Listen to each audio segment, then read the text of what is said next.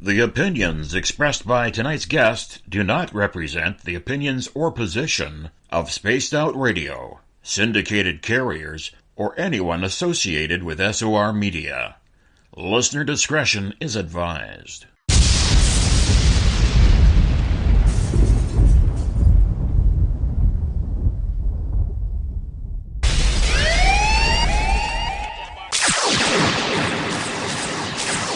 Here at Spaced Out Radio, we are about to take you higher.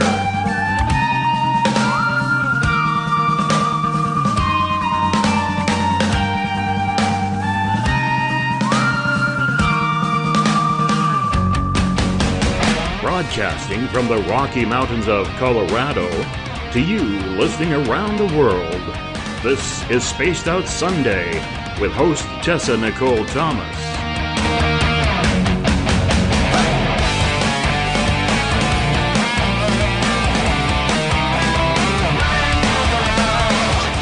You can follow Tessa on our Facebook page at Spaced Out Radio, on Twitter at Tessa TMT, and you can subscribe to her YouTube channel. Go to youtube.com/Spaced Out Radio for the archive. But we break on command 'cause women rule the world.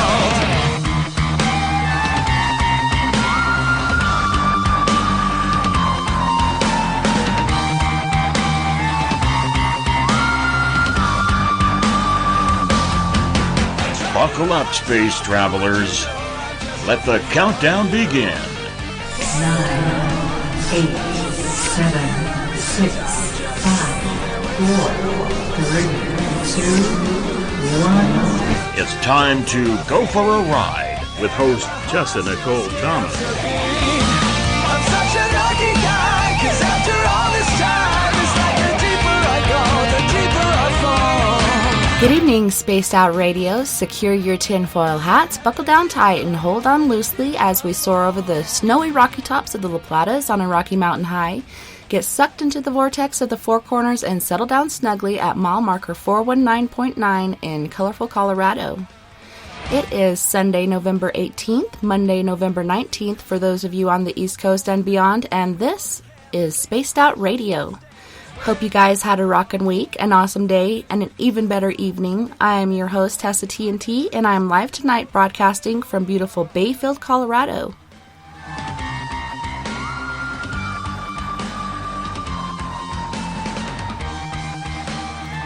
We are 150,000 strong nightly on Spaced Out Radio Network, spacedoutradio.com, Spreaker, Paranormal Radio, TalkStream Live, as well as Deep Talk Radio, which you can find at deeptalkradio.com. Don't forget to head to our website, spacedoutradio.com, where you can peruse the Spaced Out Radio store and read the encounter online dealing with everything strange, paranormal, and odd. And my heart still skips a beat. I'm such a lucky guy, 'cause after all this time, it's like the deeper I go, the deeper I fall. Yeah, the deeper I go, the deeper I fall. So tonight I have a treat for all my guys and gals out there. Tonight we will be talking to and getting to know Mr. Kevin McDougal, aka Moonlight. Kevin McDougal has studied paranormal occurrences for over 25 years. He was forced to deal with the supernatural as a child when he was haunted by spirits and was not able to get any support by his family or religious community in dealing with them. Having to search for answers on his own in the public library, with parents of friends, and through any other means of trusted information available at the time, he would soon come to find out the difference of spirituality versus religion and the helpfulness of like minds. He was trained in photographic sciences at Ohio State University. He has used those skills in his daily life when photographing events and determining real artifacts from artificial anomalies. They also came in handy when dealing with multi-layering circuit board schematics, laying out production lines, and streamlining process flows in the telecommunications industry. His education and career took on a second act later in his life in the information technology field, using it to become an IT manager in the banking industry. So, welcome, Kevin. It's so great to have you on tonight. I'm excited. So, my Tessa, thank you very much. How you doing tonight? I'm doing good.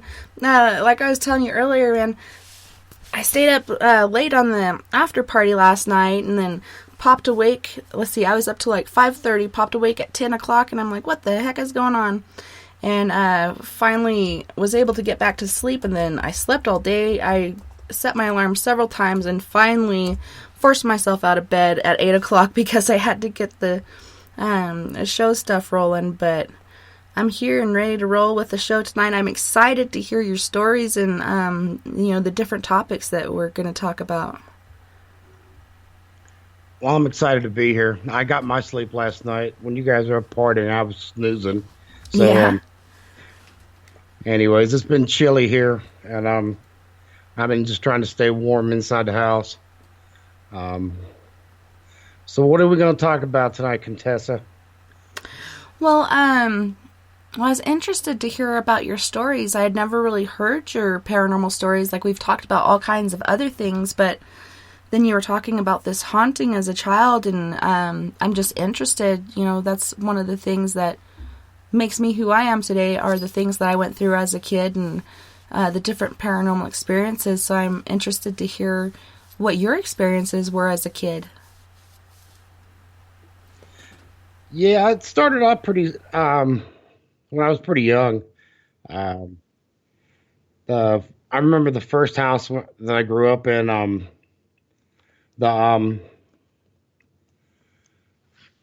It was pretty. It was a smaller house, and it was all one floor and everything. And I shared a bedroom with my brother. He was 3 years older than I was, and even having him in the same room with me, it really wasn't much of a comfort. The old thing about having a ghost in the closet was the cliche and everything, but that's everything came from that end of the room. The closet was on the far end of the room, and everything came from that end. Every night, it was a dark shadow. I don't have very much of a memory of most of the stuff that happened when I was a child. Most of everything is blacked out for me. But I do still have memories of the shadow person and the spirit or whatever, just standing there between our beds. And I still, this one night stands out in particular. And I just remember when there was a noise, some stuff got knocked over. And I called out to my brother. I said, "Dave, did you hear that? Dave, did you hear that?" He said, "What?" I said, "Did you hear that noise?" I said, "Yeah." He goes, "Yeah." I go, "Do you see that?" He goes, "See what? Do you see that at the end down there?" He goes, "Yeah." I said, "What are you going to do? What do we do?" And he said, "Just pull your blanket over your head." Isn't it funny how we kind of, as a kid, would use the blanket as a shield to protect us? And it actually worked for me. Did it work for you?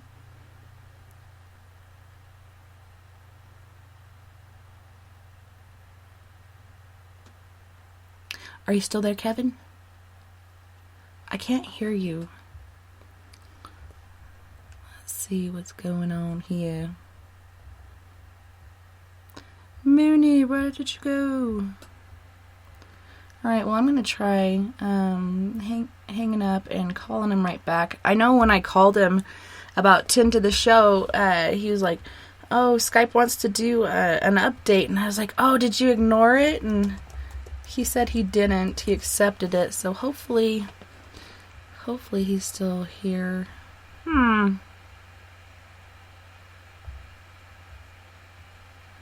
Call failed, and he's away.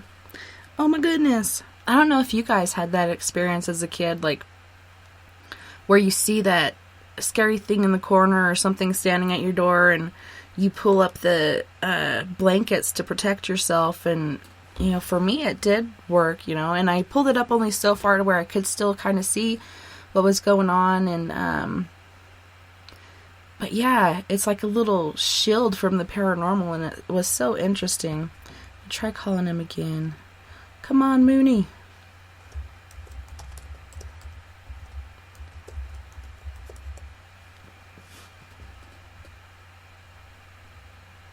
They are the best protection, right, Kat? That's pretty interesting. So hopefully we can get him back on here. I should have taken his number down just in case this happened. I wonder, I could maybe even Facebook call him. Let me message him really quick. What is your phone number? Yeah, if you guys get that Skype, if you have Skype and it wants you to update, just ignore it and keep the Skype that you have, because then you go through this stuff. Like, I have a good version, one that Dave had given to me, and it works really good. And he's like, don't go with a newer version because there's so many downfalls with it. And now we're having this issue with losing Mooney. So hold on, what is your phone number? Can you go on Skype again? This is crazy. Just getting into the good stuff. Sorry for leaving you guys hanging. I'm going to try him again on here and wait to hear from him. I know he closed out his Facebook as well. Oh, man. True, Ryan. Ryan says, I believe blankets are strong and is white light for children because we believe they are 110% our shield, and it is the first thing you grab for, besides yelling for your parents if you're able to get the sound out because you're so scared. Pulling up the blankets really does work. This is insane. You did, Susan? When I get really cold, like as an adult, I use my blankets over my head to kind of make my own heat as far as like my breath and such under the blankets. But otherwise,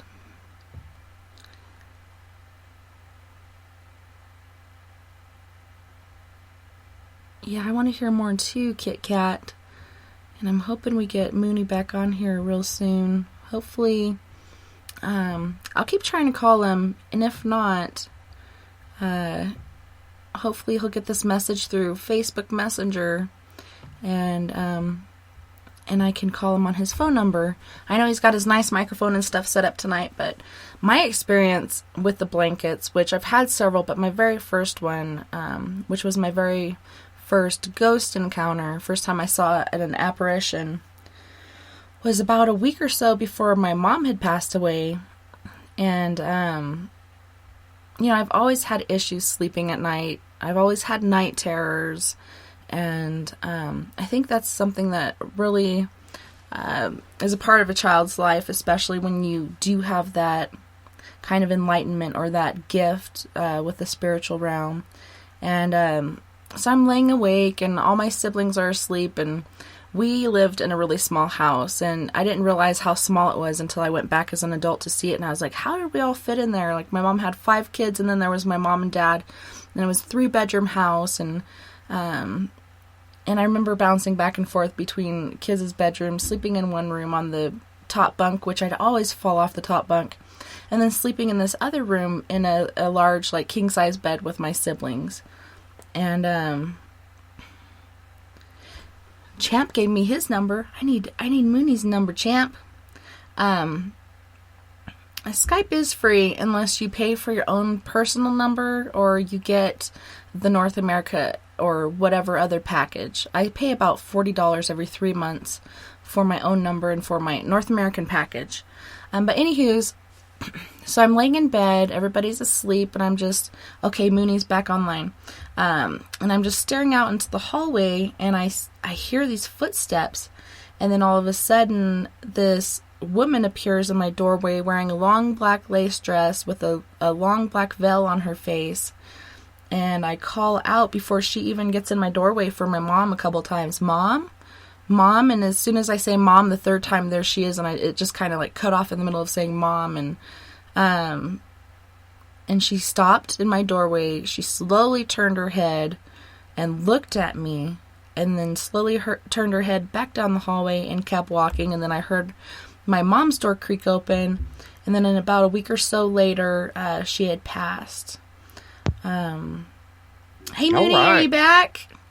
I'm back. Can you hear me? Yeah, I can hear you now. Dang old Okay. updates. That was kind of freaky. Yeah, right? That brings me to the ghost in this house. I don't know where I got cut off there. You were pulling the blanket over your head because that's like the that number was pretty one far. protector I of kids. continued talking for quite a while.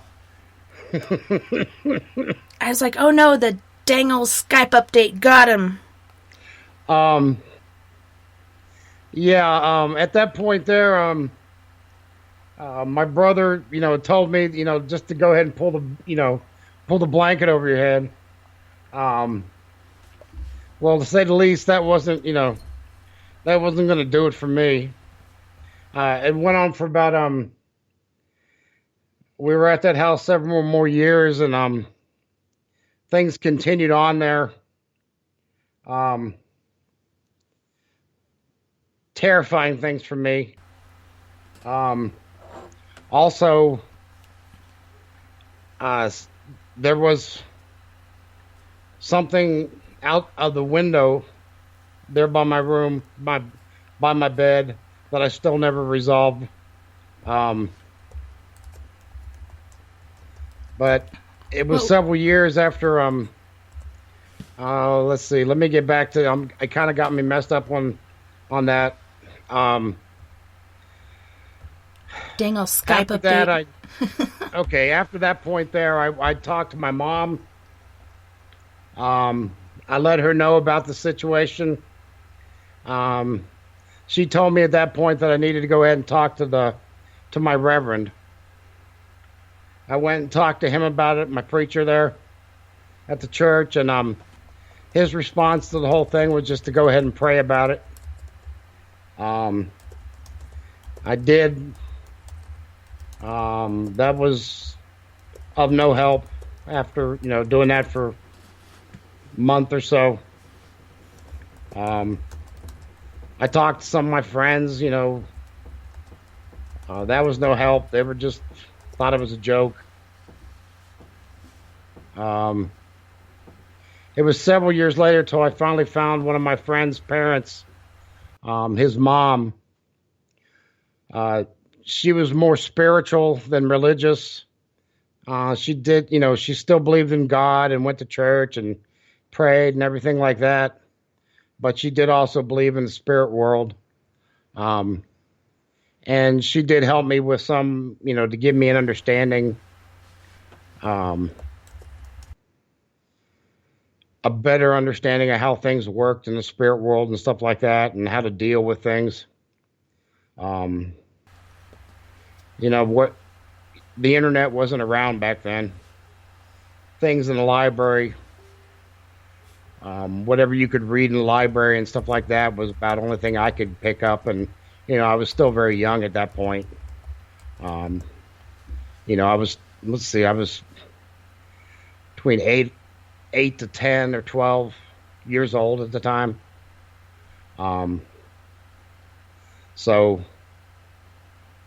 there wasn't a whole lot that I was, getting help and stuff like that. So things were quite terrifying to me. And, anyways, Well,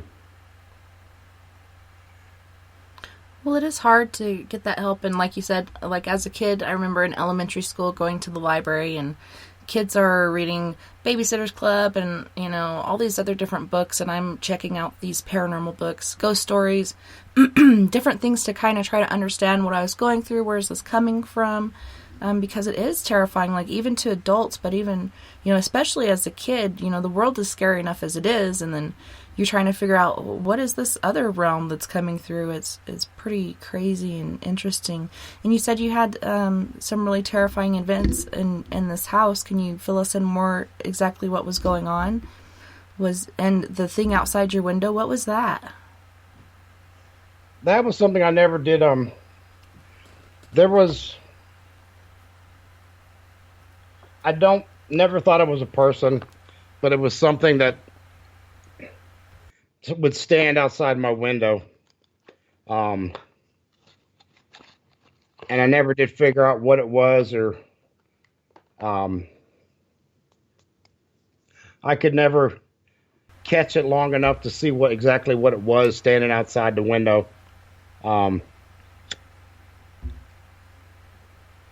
just knew that it was there, and I could see the silhouette through the moonlight at nighttime.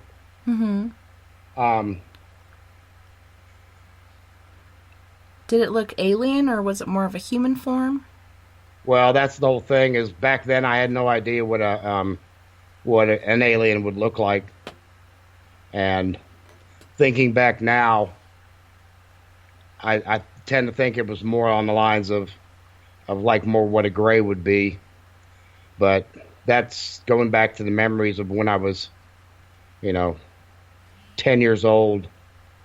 It's something that I can't put a proof positive thing onto something like that. So, but like I said, it's something that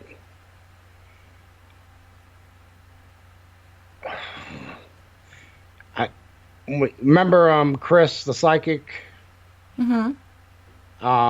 When I talked to him, when he spoke before, when he was talking about, he believed that when abductions, a lot of abductions stopped whenever you got to a certain age. Once you got to the point when you could understand what they were, that actually kind of rang something up in my head whenever he said that.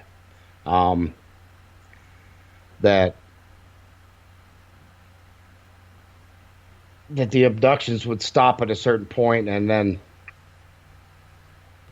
because they didn't want you to realize exactly what was going on and have an understanding of what the issue, what they were doing. And I believe that might have been the issue with me, and that might have been everything that was going on at the time. That it may not have been a spirit or a dark entity. It may have been an abduction scenario. So I don't know, and I've never been hypnotized or anything. And that's one of the problems I have when we go through with the abduction scenarios, is people don't ever know that they've been abducted, and it bothers me that you can't. You can only put little bits and pieces together. Yeah, and sometimes even without the regression or whatnot, people go through medical experiences. I was watching this one girl that had these abductions as a child, and, she'd remember seeing a bright light coming through her window, but she wouldn't really remember anything after that. But then, she was having these pains in her stomach and such. So, her mom was dying of cancer. Her dad took her into the hospital. And as soon as they had her on the table and they were about to give her the IV, she'd just start freaking out and start getting these flashes back to what had happened to her. But like with you, I haven't done the regression. I've had people that I've had on the show offer to do that for me for free, but I'm kind of afraid to let people walk around in my head, I'm afraid they might break something or something might go wrong, but I've heard good things come out of it. Have you considered that, or does that kind of worry you as well? No, I have no problem with the idea of doing it, but I don't even know anybody who does that around here, and I don't, the idea of how much somebody would charge to do something like that, and the trust factor, as long as I have somebody with me or something like that I can trust, I don't have a problem doing something like that, as long as I have a witness there with me. Yeah. And I would like to record it or whatever, but and like I said, I don't want to be led into something. I'd like it to be, the experience to be organic if it ever happens to, just let it unfold. But Yeah, this lady that had offered to do this for me, I was having issues getting there. My vehicle had broke down in Phoenix, and so I became a YouTube mechanic on my car, but I ordered the wrong part, so I had to be towed back home all the way from Phoenix back to Colorado. But she had even said that she could do it over the phone, so I can give you her information later, and you can have a friend come and be with you while that happens. And she even said you can record it, that way you can look back on it and, you know, hear all the things that are going on, all the things that come up. So yeah, if you're interested, I can give you her information. And I wish I could remember her name right now. She was so awesome, and she was on one of my first shows. And you know, the more I think about it, the more I'm like, I might do that next time I go to Phoenix. I say that every time I go back, and then I never do. But someday I won't be so chicken, and I'll actually try it and see what happens. And that might be cool. I mean, that would be an interesting thing to do. It even like you said, over the phone is you know, I don't see why they couldn't do it over the phone either. And I don't. There's no real reason for them to be in a room, unless of course you freak out and run out in the street. Then they can't come can't come fix you. Yeah, that's where having the friend there with you would be important. And but yeah, that's kind of a freaky thing. And the problem that when Chris was talking that day, whenever I was talking to him about some of that stuff, he really kind of stopped me in my tracks when he mentioned that, and that kind of really made me rethink about the problems I was having as a child in that house. And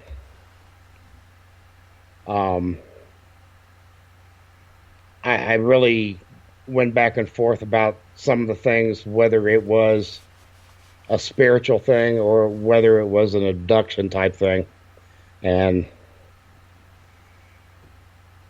it's still to this day now, I am, you know, I'm leaning more to the abduction side. But like I said, I hate going that way because I don't have any real proof to push it to that side, except for some of these. Well, I hate to say I don't have some real proof, but I have circumstantial reasoning. But you know, so let me put it that way. Yeah. And you said there was other, you know, really terrifying stuff that was happening in your house. Can you kind of draw a picture for us on that? We are on radio, so let's paint a picture for our guests or our listeners to hear. Happy trees.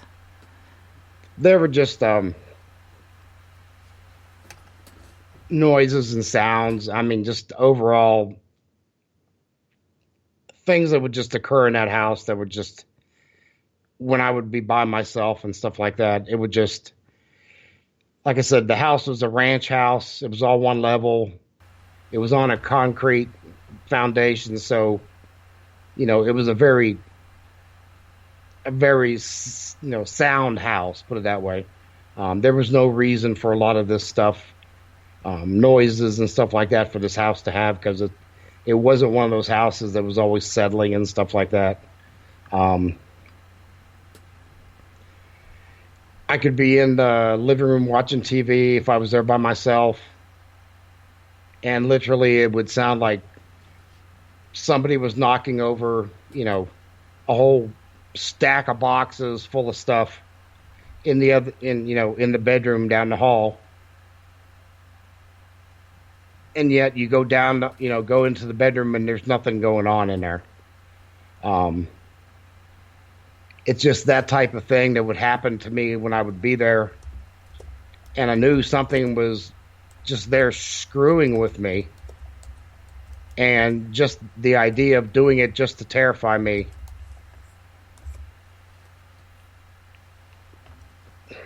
Just to kind of get that energy off of you, like fear, anger, those are some of the biggest energy producers to feed off of. Yeah, and for whatever reason, you know, I don't know and why it was just me. It didn't seem like anybody else really had an issue in the house.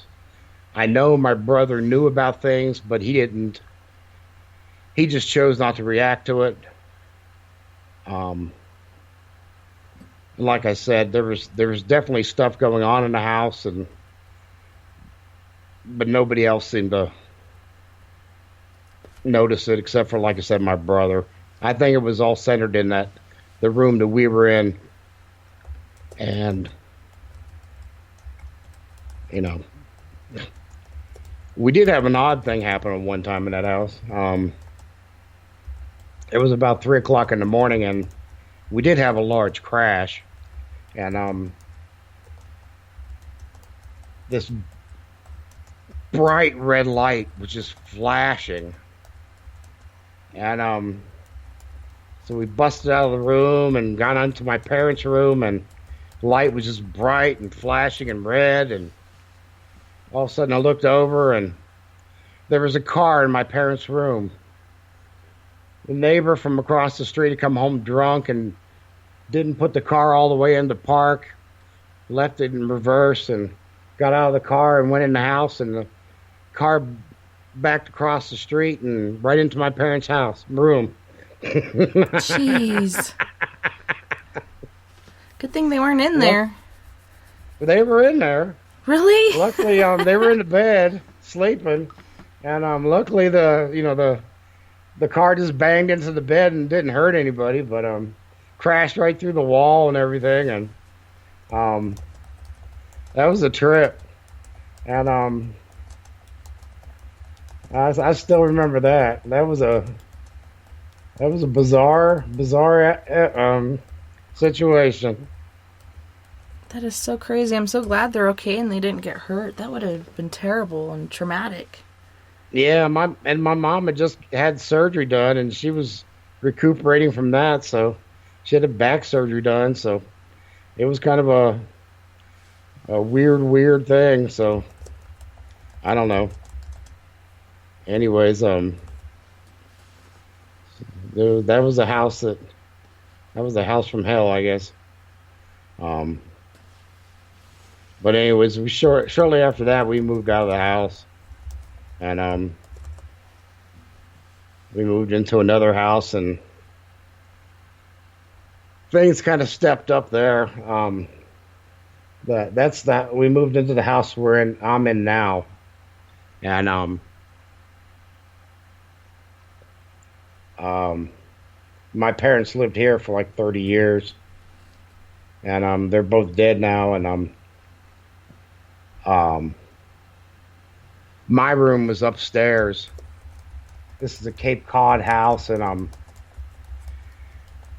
my room was upstairs, and above the garage, the attached to garages, was a room, and there was a door that passes from my bedroom into a room above one of the garages, and we'd gone in and fixed that room up and made it into an extra little room, like a little clubhouse room for my brother and me to hang out. And but anyways, I would be in my bedroom upstairs. That door would be locked, closed and locked. There'd be nobody in that room, and there would be pounding on that door in the middle of the night from the other side of the door. And there's no other way. There's no window in that room. There's no other door in that room. And there'd be nobody in that room. This That's went crazy. on for 6 months. Every night, I'd be woken up from pounding on that door in the middle of the night, like 2 or 3 o'clock in the morning. I'd get up, go over, check, and make sure it's locked. It's locked. Sit there, turn the light on in the room and everything. Sit there, stare at that door.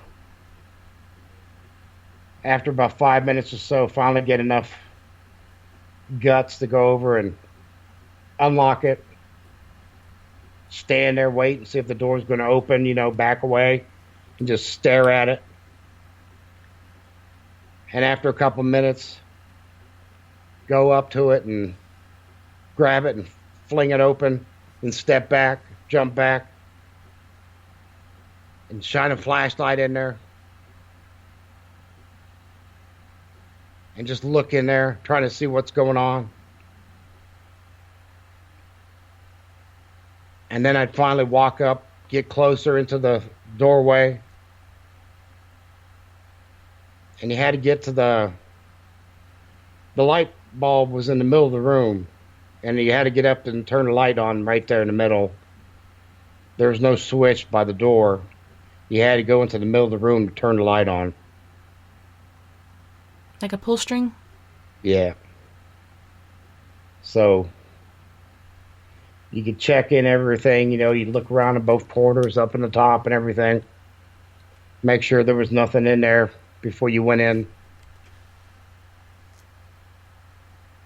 And then you go on in, and I'd go on into the middle of the room and turn on the light. And then I'd run back out. And then I'd stand there at the doorway and look in and check everything out. And this went on for 6 months. Finally, I talked to my friend's mother about the whole thing, and she gave me a prayer, and we talked about it. And I went ahead and got a clear crayon, a wax candle, like a paraffin, just clear paraffin crayon. And I went ahead and wrote on the door. I wrote a prayer on the door, and made a crucifix on the door. And I prayed over it one night, and it stopped. That's awesome. And so it's still I can still see the wax on there from where I did it. It's all clear, but if you look at it from the side angle, you can still see, writing. And that's from, 30 years ago. So, yeah, that's very interesting. What kind of prayer was it? Was it just like a basic Christian or Catholic, or what sort of prayer? Yeah, just a basic Christian prayer. And I can't even remember what it was almost like the Lord's Prayer. It was just a basic prayer like that. Mm-hmm. And just, it wasn't anything, super special. Just one of the prayers from a book in the Bible. And it wasn't like, no exorcism or anything like that. It was just, I think it might even been, what's the one where walk through the valley? Yeah, I walk through the valley of death, and I shall fear no evil and whatnot. Yeah. I think that's what it was. Just that scripture and stuff that I wrote up on there. And anyways, I went through, and that's what I did. And after that, I told it. I said, look, go away. If you're in there, stay in there, never come out, and don't bother me. Just go away, leave me. After I did the prayer and all that stuff like that, and that was it. And that's when I started learning that I had power over the spirits, and that that I was able to go ahead and get them to leave, or get them to stay away from me. For some reason, I realized that they were attracted to me one way or another. And after that, I started realizing that I could actually see them out of the corners of my eyes. And I realized that I could sense them when they were around me and stuff like that. And it was more than just being attracted to them. They, I knew that where they were and stuff like that, and that's why they were bugging me, is because I could sense them. Yeah, you And have some sort of gift, and they know that, so they're attracted to you, and they want to try to communicate or whatnot.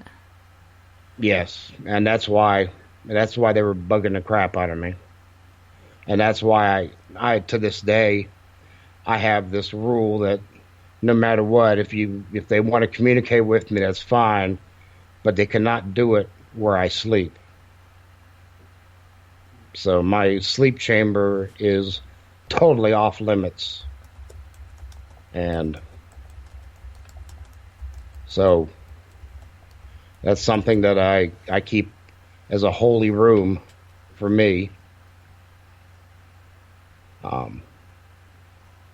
Because if not, I never get sleep. Yeah, for sure. Did you ever do, like, any homework on the house or whatnot to see if anyone had ever passed there, or, you know, who had built it that might still be attached, or do you think it's something that followed you from the old house? I don't think it's the same spirit, and I'm trying to. I don't know. I never did go down to see who's if anyone passed here in the house. I think the person who lived here before, I don't know if they passed here in the house or not. I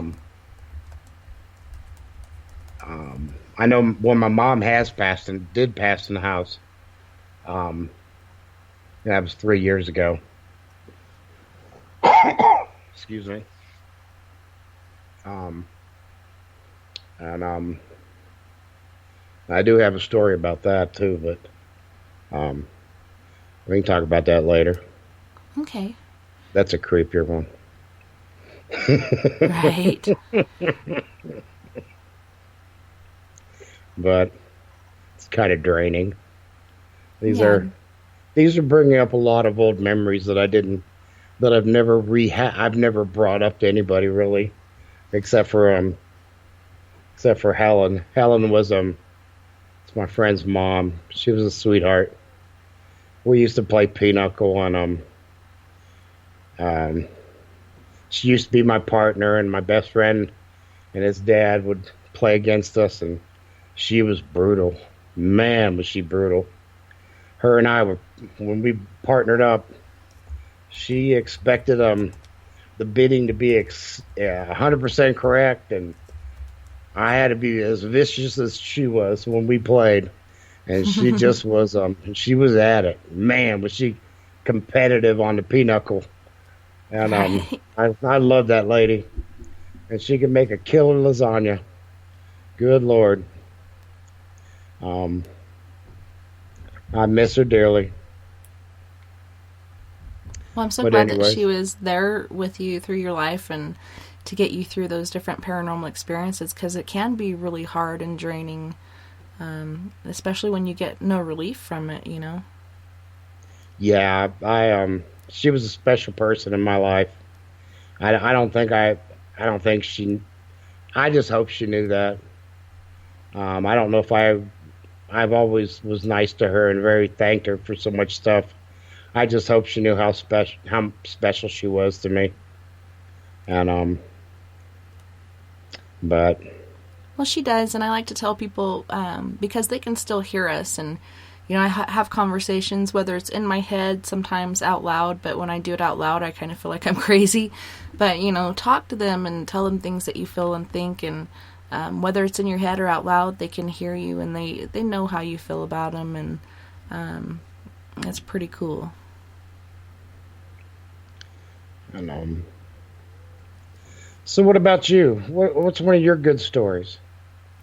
Well, I told the one when I was waiting to get back a hold of you, because you were talking about the blankets, and a lot of people in the chat room were reiterating how, you know, it really did work for them as a kid, and it was kind of like a white shield or whatnot, and it wouldn't take away the fear, but it seemed to protect you from whatever it was in or outside of the room that was scaring you. And you know, I've always had issues sleeping. I've always had night terrors, and so I was always the last one to be awake, and you know, I'd hear these footsteps coming down the hallway, and it sounded like a woman wearing heels. And I'm like, well, that's weird, because I've been staring into the hallway. We had one of those old beer clocks where it's got the river flowing through the forest and you can actually see the water moving.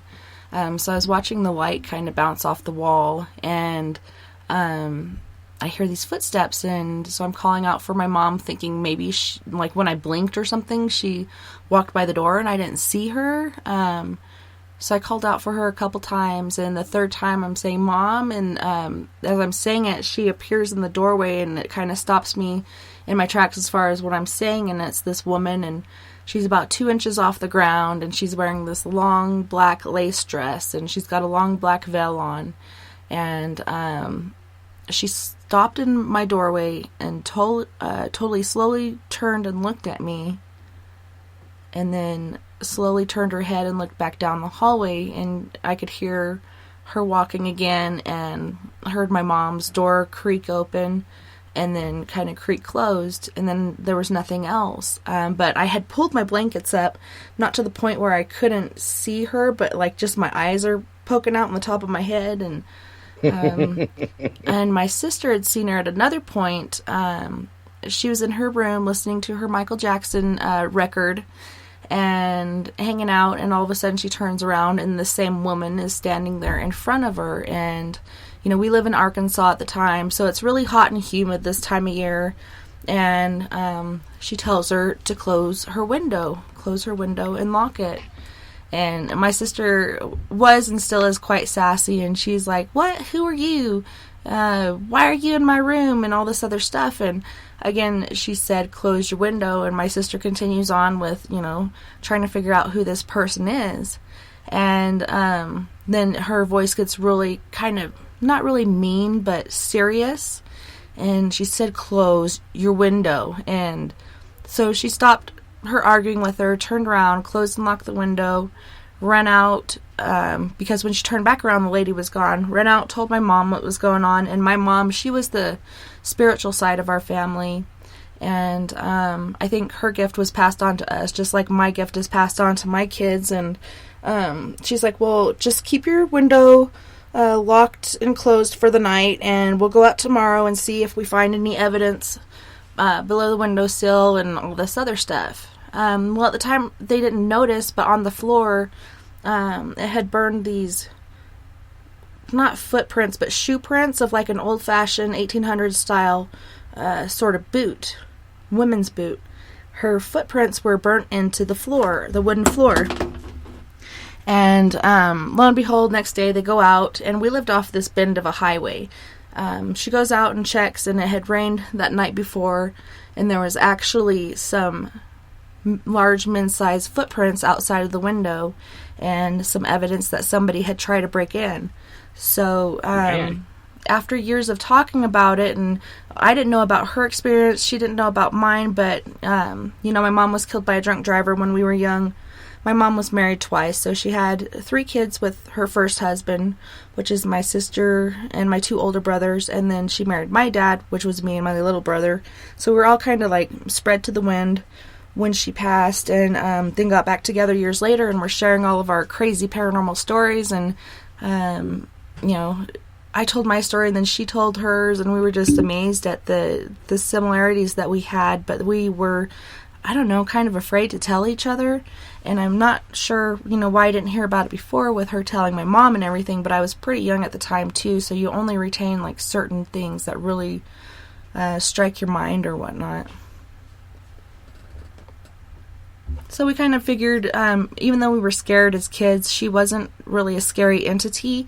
It was just scary to us because we didn't realize or understand what she was, but we realize now that she was kind of a protector or caretaker of our family.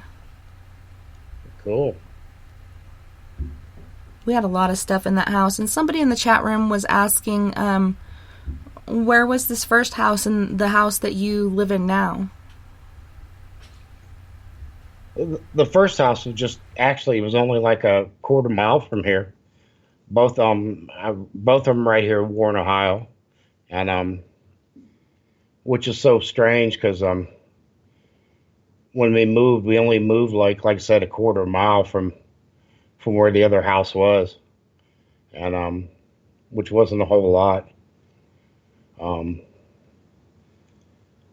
I remember when we looked for houses, my mom and my sister and I all looked together for most of them, and most of the places we looked were like a half an hour away, and then we turned back around and I never even saw this place. My mom and my dad bought the house, and I didn't see it till we got ready to move in, and I was like, we're right down the street, you know. It was like, okay, that's kind of crazy. Yeah, But you're not too far from the other place, but it's interesting. yeah, just a bigger house and everything, but anyways, it was kind of crazy though. But I've discovered, well, in our house that we had all our experiences in, and even in my granny's house where we had experiences, it was all just a one-level floor. But over the years of investigating the paranormal and whatnot, we find that a lot of entities or spirits seem to dwell on the second or third floor for some reason. I don't know why, but it's pretty interesting. Do you find that in this new house more stuff happens upstairs than downstairs, or is it kind of like a equilateral thing going on there? yeah, more stuff happens upstairs and in the basement. Basement is just totally creeped out in this house. Um, Right? and that's the other. I had my bedroom was upstairs, and then I moved downstairs into the basement for like 3 years, and excuse me, and the basement always had a bad vibe, um, and it still does. It just you can't walk in that basement without the hairs just standing up, and something's just following you all around down there. It's just 2 steps behind you. You stop, it stops. You walk, it walks. Um, and the basement is all broken up into. My dad broke it all up and made rooms down there, different rooms all the way downstairs. So um, it just when you walk around it, you're walking around different like hallways and stuff, and so it's like it just it just creeps the crap out of you. There's no way around it. I hate going down there still to this day. I feel like such a baby when I'm down there, and this is my house, you know, and I can't stand being down there. I go downstairs, I don't even want to go down there anymore. I never did want to go down there, but even when I stayed down there, I didn't like being down there. It was a real nice room. I mean, it was huge. Um, and But just the idea, the dreams and stuff I had down there were just so bizarre. I can't, it's whatever's down there. It just interacts with you so badly. Um, it's just too much.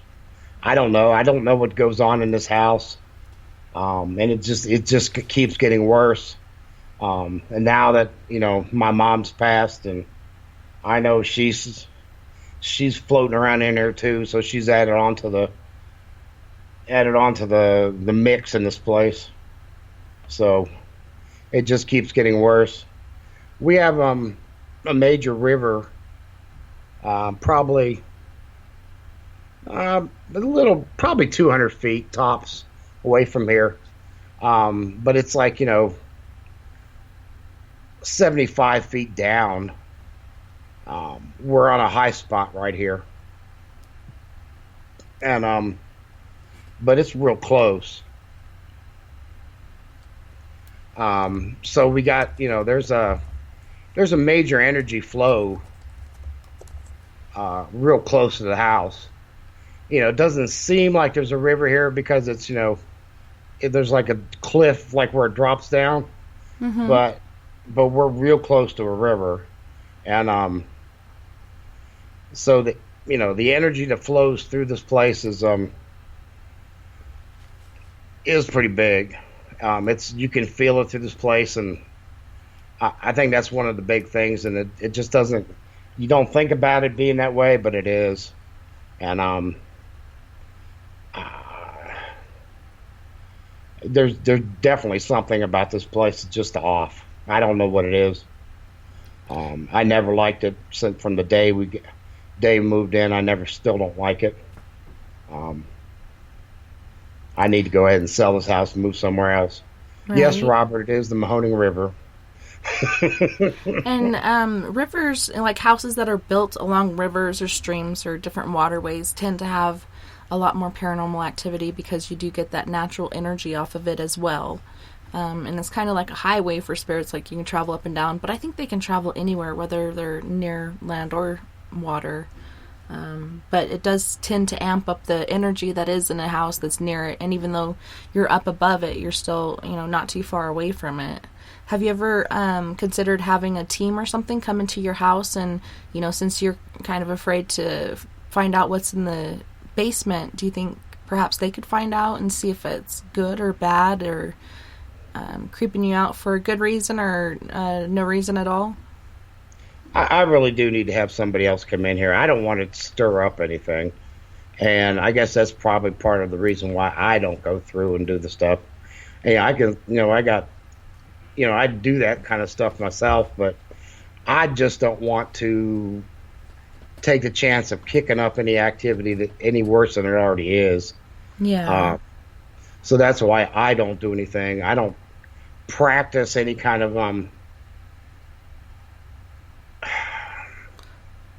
I just don't want to, like I said, I don't want to attract anything more, and I don't want to stir up anything more than what's already going on in this place. I totally agree. I have that going on here too. But I hate to cut you off, but we got to go to our first commercial break. So you guys don't go anywhere. We'll be right back after these messages.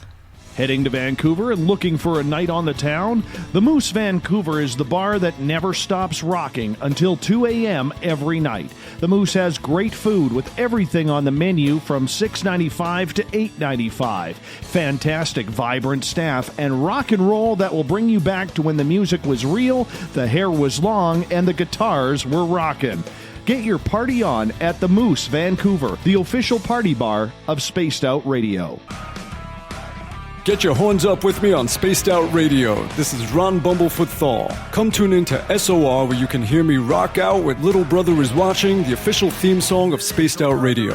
And then come on over to bumblefoot.com where you can find out about my tour schedule, my music, and everything else. Bumblefoot.com keeps you up to date on what I'm doing and the best way to stay in touch with my music and music camps. Sign up for my newsletter at bumblefoot.com and remember, Little Brother Is Watching. Looking for the stories of the strange and weird that you will find hard to find anywhere else? Check out the SOR Newswire on our website. Our writers, led by Captain Shirk, are scouring the world for the oddest and most bizarre stories we can find. Everything from weird crime to suspenseful and paranormal. We're working hard for you to bring you the most intriguing news of your day. Check out the SOR Newswire at spacedoutradio.com today. You hear footsteps in the empty room above you. A rocking chair begins rocking by itself. Don't be afraid of the things that go bump in the night. Reach for Spirit Storybox, the iPhone app the Huffington Post UK called the only ghost hunting app you will ever need. Spirit Storybox. The spirits are telling their stories. Are you listening? Hi there, this is Geraldine Orozco from San Francisco's Bay Area Meditation. I invite you to join me the first Tuesday of every month with Dave Scott for Spaced Out Radio's The Spiritual You. In this fast-paced world we live in, it's time for you to take some time for you. We'll cover every possible subject from powerful meditation to healing techniques to your own intuition and spirituality. So come join us for The Spiritual You. The freedom to post what you want, when you want. That's the social media freedom you need. Social Media Freedom is the free app in your app store. No need to worry about going to jail or being shadow banned any longer. It's the freedom to say what you feel. The freedom to know Big Brother isn't watching. It's the way social media is supposed to be. Social media freedom. It's time to set yourself free. Download from your app store today. You know, it's hard being the bad man of ufology, but that's just the way that I like it. This is Chris George Zuger, and I'll be hanging out with Dave Scott and SOR scientist Chris Cogswell for Reality Paranormal, the second Wednesday of every month. And our job is to break it down and come to conclusions as to what is really going on in the supernatural world. I'd love for you to join us right here on Spaced Out Radio. Are you intrigued by Paranormal Talk Radio? You'll love the new Paranormal Radio app from TalkStream Live. You'll find a great selection of talk shows covering UFOs, ghosts, strange phenomena, and much more. Download the Paranormal Radio app now and start listening to the very best in paranormal talk entertainment, including the network you're listening to right now, the Paranormal Radio app, free in Google Play and the iOS App Store. We are getting ready to relaunch the SOR Space Travelers Club at spacedoutradio.com. For $5 a month, you can join us for a plethora of features found nowhere else. Hang out in a private chat room during the show and after party. You can check out some exclusive content and a store specifically for you, as well as a private listener forum where you can post your thoughts, stories, and pictures. The SOR Space Travelers Club, coming soon to spacedoutradio.com. Do you want to know what's really going on in your world? Do you have questions about who you can trust in the mainstream media?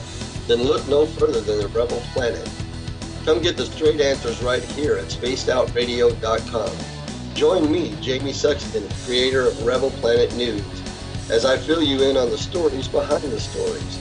All you truth seekers, be sure to tune in to Rebel Planet on spacedoutradio.com the third Thursday of every month. Find your escape where time has no limits. It's about living today and cherishing the heritage of yesterday. A spirit of adventure for what is new, with the nostalgia of the past. Your timepiece is a reflection of who you are. Life surrounded by beauty from the world around us to the soul within. EscapeWatches.com. There is no time like the present to enjoy your escape. Use promo code SMF2017 for your 20% discount today. Are you interested in advertising on Spaced Out Radio? Head to our website at spacedoutradio.com and click on our advertising tab. There, you will find an assortment of ways you can get your product out there with us, from radio commercials to banners and social media. Have a product you like our hosts to endorse? We can do that too. Visit spacedoutradio.com for more details. Hi there, this is Dave Scott from Spaced Out Radio, and I want you to come on a nightly journey. Starting at 9 p.m. Pacific, midnight Eastern, every Monday through Friday, you can come hang out with me and the other space travelers. We have it all from Carl the Alien bouncing on by to those misfit gnomes causing havoc. It's 3 hours of fun and entertainment on those topics the mainstream really doesn't want to touch. Come get all paranormal with us at spacedoutradio.com, and together, my friends, along with our resident guitar god Bumblefoot, we own the night.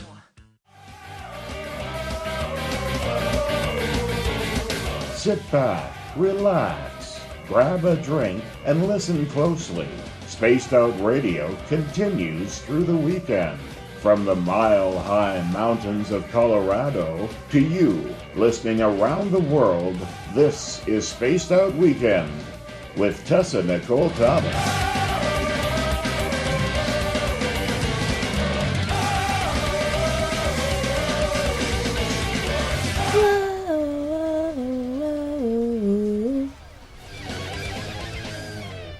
Hey guys, welcome back, and it's so great to have you. Tonight we have Kevin McDougal on, and he's sharing his paranormal stories and experiences as a child and throughout his life and through his farmhouse or ranch house, and then now this newer house that he still lives in. Welcome back, Kevin. It's been great having you. Thank you. It's been great being here. And, so, go ahead. Sorry. No, I'm just mumbling. Yeah, I tend to unintentionally interrupt sometimes. But like you were saying with your house, you're kind of afraid to do it on your own, even though you do it, for other people and in other places. It's really different bringing it to your own home ground. Like with my house, it's super haunted, and there's been so many different things that have happened here. One is the guy that passed away here, and he died from emphysema.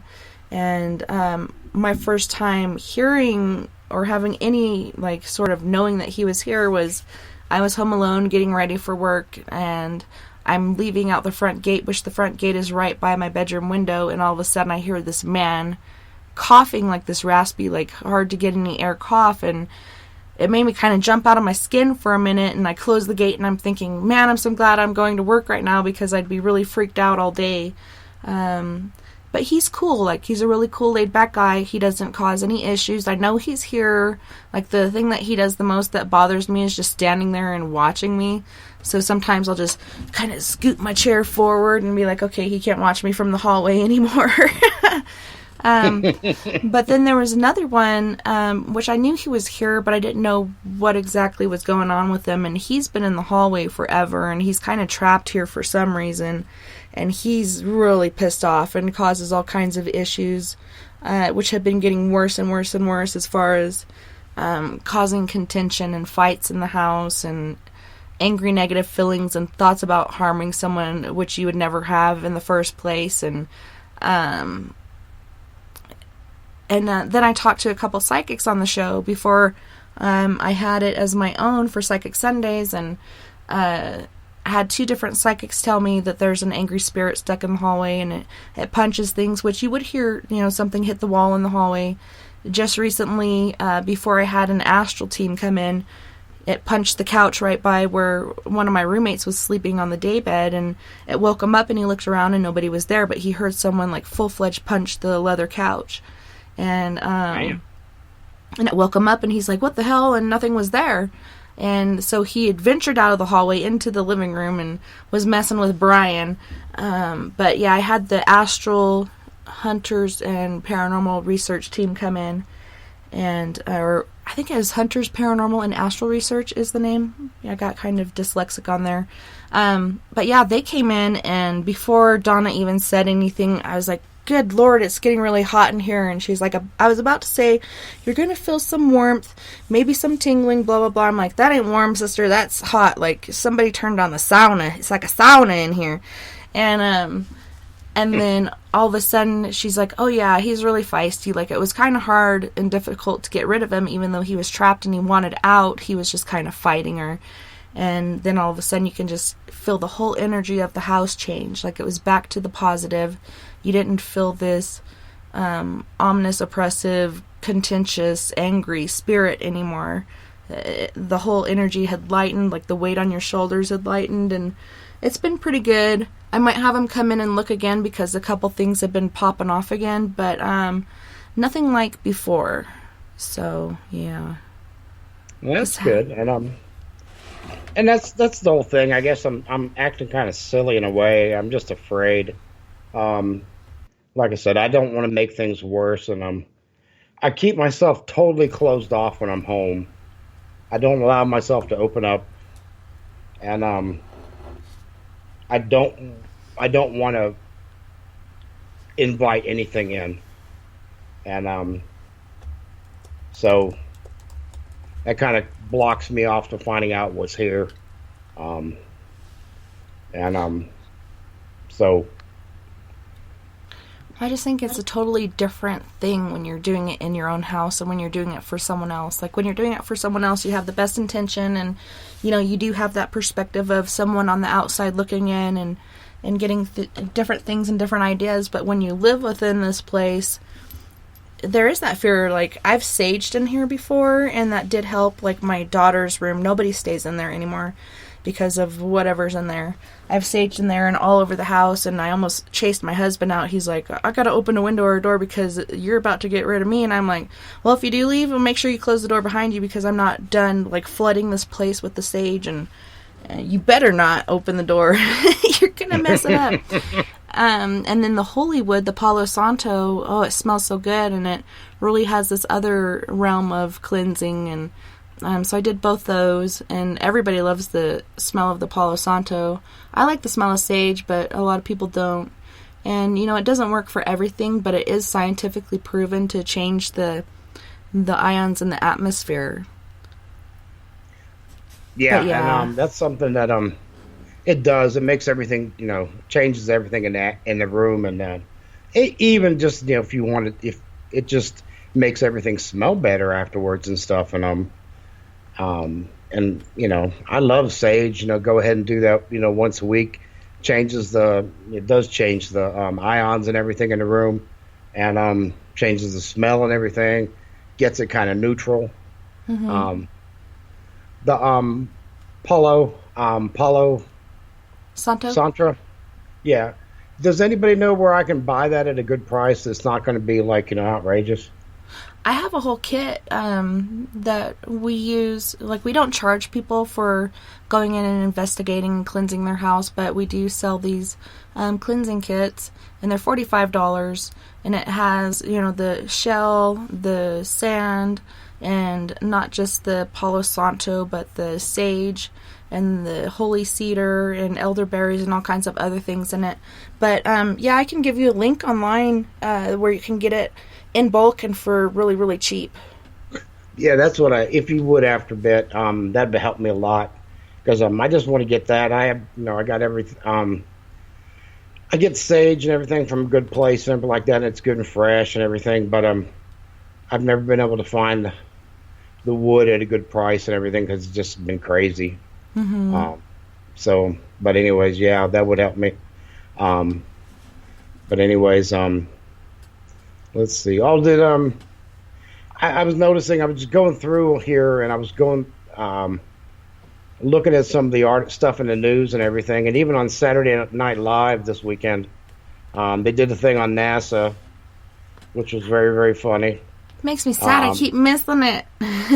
And but then they even brought up on the news, they brought up about a UFO sighting in Ireland by two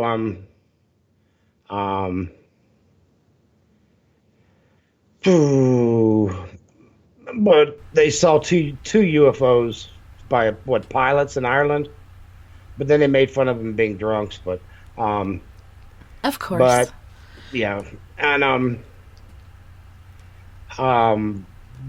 but it's we were talking about how the sightings are becoming more and more prevalent on the news, and I was watching even on it was on Fox News, a couple places on Fox, and I did see one on CNN, and there was a story on MSNBC, and what was it, CBS? I think I saw one on there this weekend. All this stuff was this week. These are all just recent ones, and so I mean there really are so much more being reported on the mainstream news networks, and even on regular comedy shows and everything else. So they are getting a lot more press and everything else like that. So when we sit there and talk about disclosure, I go through this all the time, and my biggest thing is that we've had disclosure. The government has disclosed that UFOs are real. They've disclosed that aliens are real. And that was a point that was made just recently. Well, let's quit talking about the UFOs. The UFOs aren't unimportant. The important thing is that aliens are real and that they've been visiting here on Earth. And yes, the U.S. government has been disclosing that for decades. But we just don't listen to them. We hear it, and then we just kind of put it away. Well, it seems like a lot of stuff like that, just like the original stuff that was going on at 9/11 and stuff, you see certain videos that come out at first, and then they go through and get rid of things they don't want you to see, or let's not mention that again. Like, that came out at first, but we're going to, kind of put a mute button on that and not talk about it anymore. So many of these people have seen it, but let's not let the rest of them see it or whatnot, So there is some sort of censoring and such as far it goes for us with the government.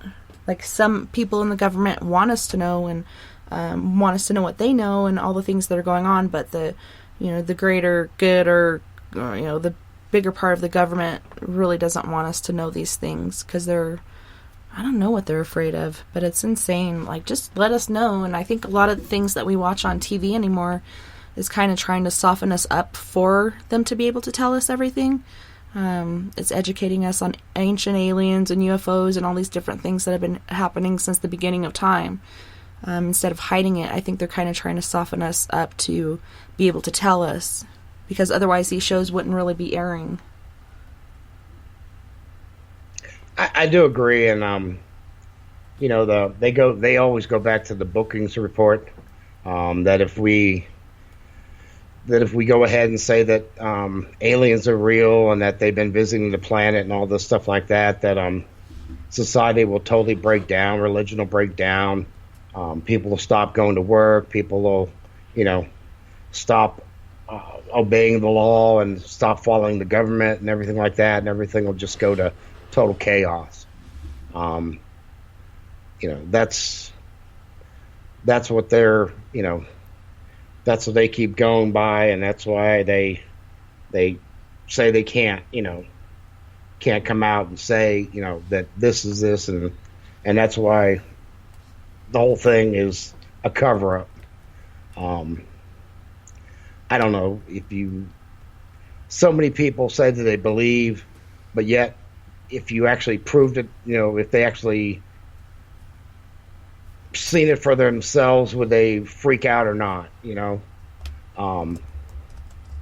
We're over 60-some% say that they believe in UFOs and they believe in aliens that are, visited the planet or have been on the planet.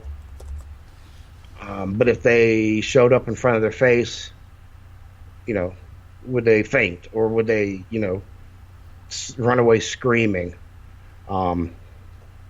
That's a good question. What would they do? Would they be able to take it, accept it, or are they going to go nuts? Yeah, So, I just had this image in my head of people, because there are a lot of people out there that don't really believe in anything and they're just busy doing the day-to-day life thing, and I just had this picture in my head of them spontaneously combusting or their heads exploding because this stuff is actually happening, yeah. I found an article going along with what you were saying about these two Irish pilots, and it was published on November 15th. And it says 2 pilots from 2 different flight operators reported seeing bright lights traveling at high speeds off the coast of Ireland, the BBC reports. The IAA has opened an investigation. And it says the incident happened last Friday, local time 06.47 at British Airways. Pilot contacted Traffic Air Control to inquire whether any military exercises were underway after noticing a bunch of bright lights moving so fast one of them had to come very near the aircraft but posed no danger of collision, the pilot said. The pilot was informed that they had no knowledge of military exercises being performed in the area, and that's when a second pilot, this time from a Virgin plane, chimed in to say he had noticed the lights too. He reported seeing 2 such bright lights that climbed away at incredible speeds, and he described the speed as astronomical. It was like Mach 2, according to the publication. And following their remarks, the Irish Aviation Authority has opened an investigation, and it's refusing to comment on it at this time. The same goes for the BA and Virgin, both of which denied to respond to calls from the BBC regarding the incident. While it would be easy to cry UFO and assume that 2 experienced pilots would be able to say whether they saw what they saw were alien aircraft or not, it's best not to jump to conclusions. Apostolus Christo, an astronomer from the Armagh Observatory and Planetarium, notes that the lights were probably dust or larger particles entering the atmosphere at high speeds. Apparently, November is the month when most of these occurrences increase in number. And then there's a quote saying it was most likely what are commonly called shooting stars. It appears the matter was extremely bright, so it must have been quite a large piece of material. I cannot say from the pilot's description, but it could have been the size of a walnut or an apple. But that doesn't explain like how it can come up to the plane and not be causing any threat of collision or anything like that. Like, it seems more intelligent, and these pilots really know what they're doing, what they've seen, and what they're talking about. And for a scientist to come in and say, well, it was really probably this. Like, everybody knows what shooting stars and stuff looks like, and this was obviously different. Yeah, and I agree, and it's just one of those things. I just want to slough it off. That's all. And I don't know. You just got to go back to the thing is that, until everyone has to sit there and go to themselves. They have to. What I ended up doing one day is I sat there and said to myself, what will it take for, when I asked somebody, I said, what will it take for you to believe in aliens' existence? What do you need to see, or what do you need to feel, or whatever? What is it? And just write it down. And then once that happens, then you believe. Okay, don't rewrite it at that point. Just once that happens, then you accept it. And that's just the thing, is that people don't have a real idea what it's going to take for them to be 100% believers in something. They keep changing, the scale keeps changing. They go from this has to be here, then all of a sudden, no, it has to be a little bit more, then it has to be a little bit more, then it has to be a little bit more. You need to write down what it will be, what you need to see, and then, stick with it. If you have to have them come down and touch you on the hand, then so be it. They have to be right in front of your face and touch you on the hand. Then that's all it's going to be. But if you need to go ahead and see a ship from 20 yards away or whatever it might be, and them come out, then that might be what it might be. Whatever it is, then you need to write it down. And once once that happens, then you become a believer. But that's just the whole thing, is that it's the same as what you need to believe in God, or what you need to believe in as far as any kind of scientific method, or any type of, when somebody tells you a story, what you need to believe in, whether it's true or not, or however you judge something, give it that kind of standard and apply it to aliens, and just write it down, put it down, and once that happens, accept it. Yeah, I've been pretty open-minded about it my whole life. Not because I had seen it, but stories my dad had told me, and, like I said, going to the library and different things I read, you eventually run out of ghost books to read, especially at the elementary school grade level, and you go on to other things like UFOs and such. But I never really had seen one until, I believe it was 2011, was the first time I saw one, and it was about probably 20 yards up in the sky, and it looked like a small orb of light as far as like a flame. It had the orange, yellow, and reddish color to it, and it was just there in one place. It wasn't floating along like some, one of those lamps or whatever you can put into the sky. It was just sitting there in a perfectly round orb. And my kids had seen it, my daughter Mackenzie and my daughter Nova, and they're seeing it this whole time, and I'm trying to see, but I'm trying to drive at the same time, and I stop at this stop sign here in Bayfield just off the Rainbow Road, and get out of my car, and Nova's like, what are you doing? Why are you getting out? Like, I just want to go home. And I'm like, I want to see what you're talking about. And I was just like, holy shnikes, what the heck is that? And she's like, please just get in the car. I want to go home, and started really freaking out. And I was like, okay. So I went home, and I was pregnant at the time. Then I had my son, and Dylan went missing. And then I saw one only about 15 or 20 feet away from where I was. And I'm just looking outside into the horse pasture behind our house and thinking about Dylan Redwine as I'm holding my own newborn son, and thinking about what this mother's going through and hoping he's just, stowed away somewhere like Mark Redwine had done in previous years, and, hoping he's safe, hoping he's warm, he's fed, he's taken care of, and he's not afraid. But from the very beginning, we just had this feeling that he was dead, but I didn't want to believe that. And then all of a sudden, I see this orb coming down the side of our fence. And I put my son down, and I run to the door, and I break out my cell phone, and I can't, I'm fidgeting so bad and just kind of panicking, just like when I'm at the job site and I'm trying to get a picture of a skunk or a fox or a raccoon. They're so quick, and by the time you get your camera out, they're gone. And I'm like, I don't want to have people not believe me, so I called over my daughters and my husband, and I'm like, come here, you got to see this. Right before that happened, I had opened the sliding glass door, stepped out with one foot, and then as I stepped out, I realized I don't know what this thing is. I don't know what it wants. I don't know what its intentions are.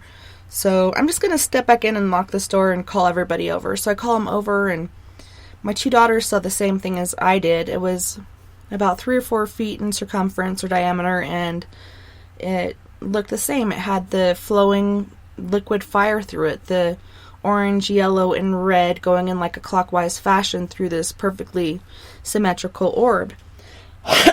And, my daughters see it that way, but to my husband, it looked like an orb, like a clear crystal ball with a glowing bat inside of it, flapping its wings at a very, very slow rate of speed.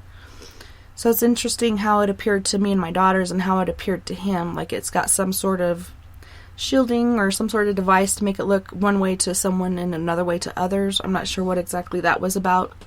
But it was going at a slow walking pace along the fence until it disappeared behind the blue spruces we have. And then we couldn't see it anymore. But that was amazing. And then I've gotten other pictures of him from my backyard, just taking pictures of the night sky and trying to get pictures of Perseids and whatnot. And there's these different alien craft out there, and I'm just like, what the heck are they doing? What do they want? Why are they so interested in us? If they're so advanced, like, why do they need to be looking in on us? Why are they so interested? And is it true? Were we implanted here by aliens? Like, what's going on? It's pretty intriguing and interesting to think about. Yeah, those are good questions, actually. Good sighting. My God. Yeah, And, I just wish I could have gotten the picture of that orb because it was so close. But I just couldn't get my fingers to work and do what I wanted them to do. I just kept, you hit the wrong button and you back out and you got to get back in there. And yeah, it was ridiculous. So I was just like, come on, come look at this. Because I didn't want to feel like I was losing my mind. Like, somebody else had to see this. And they actually were able to. And that was in 2012. I think it was December of 2012. But yeah, just from my own backyard, I get different UFO pictures all the time. And a lot of times I don't realize they're there until I look and I see them. I'll have to share those with you later. Hopefully I can share some of them here in the chat room so other people can see them. Or you can go to fourcornersparanormalinvestigations.com and they're all there. It'll look like cloud pictures, but if you zoom in, you'll see the little tiny shuttles along the cloud line and such. It's pretty interesting. Cool.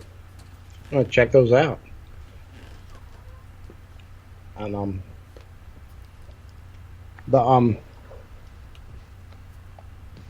sorry, I got confused there.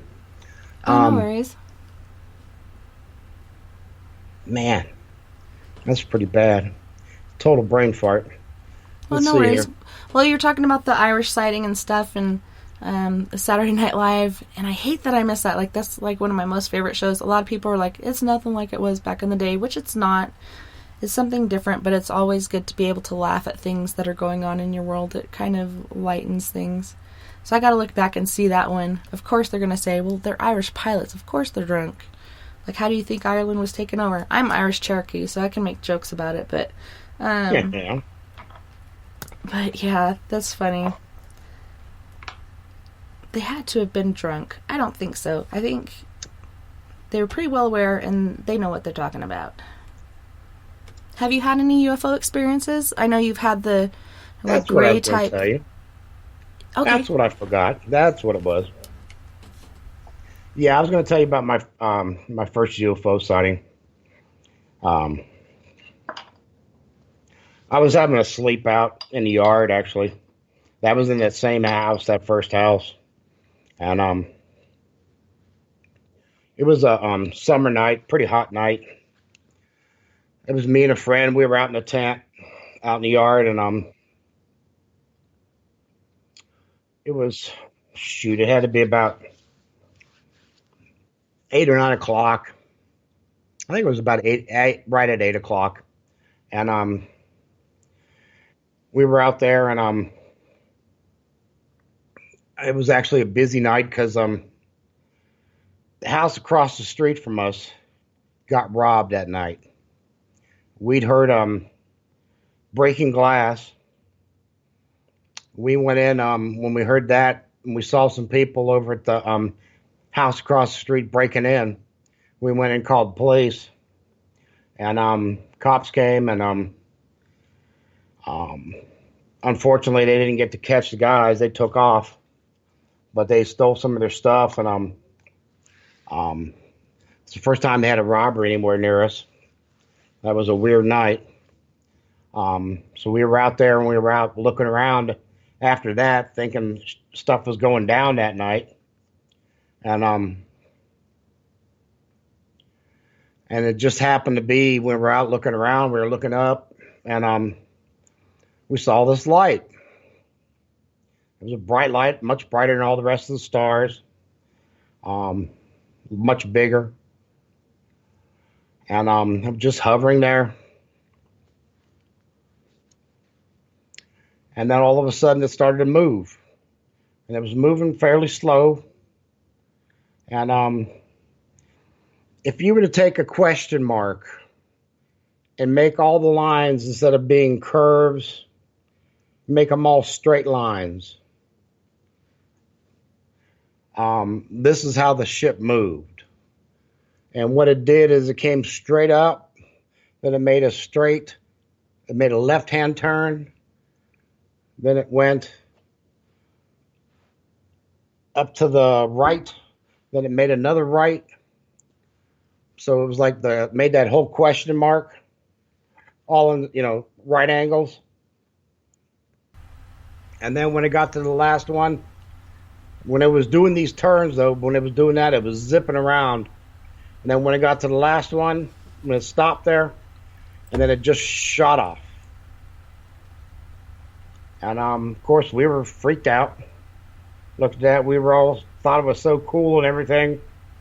And about 20 minutes after that, my mom got home and my sister, they were out shopping, and we told them about the robbery, and we told them about the UFO, and they were like, and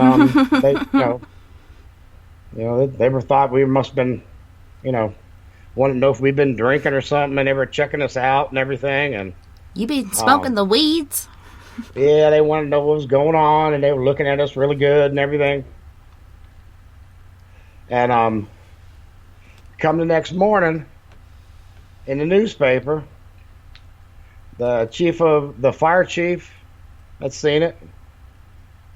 And the guys, there was a work crew, they were out having their lunch break at one of the factories. That was about a 3/4 of a mile away from us. There was like 8 guys out there that saw it. And there was a couple police officers that saw it. And they all reported it in also. The same as we did. We called it into the police station. And it was right there on the newspaper, on the headlines and everything, talking about it. So we showed it to my mom the next morning, and she was like, "Oh, okay," like nothing, Still yet, don't believe in anything like that. It's not of God, so if it's not a Christian thing, it's not existing. So anyways.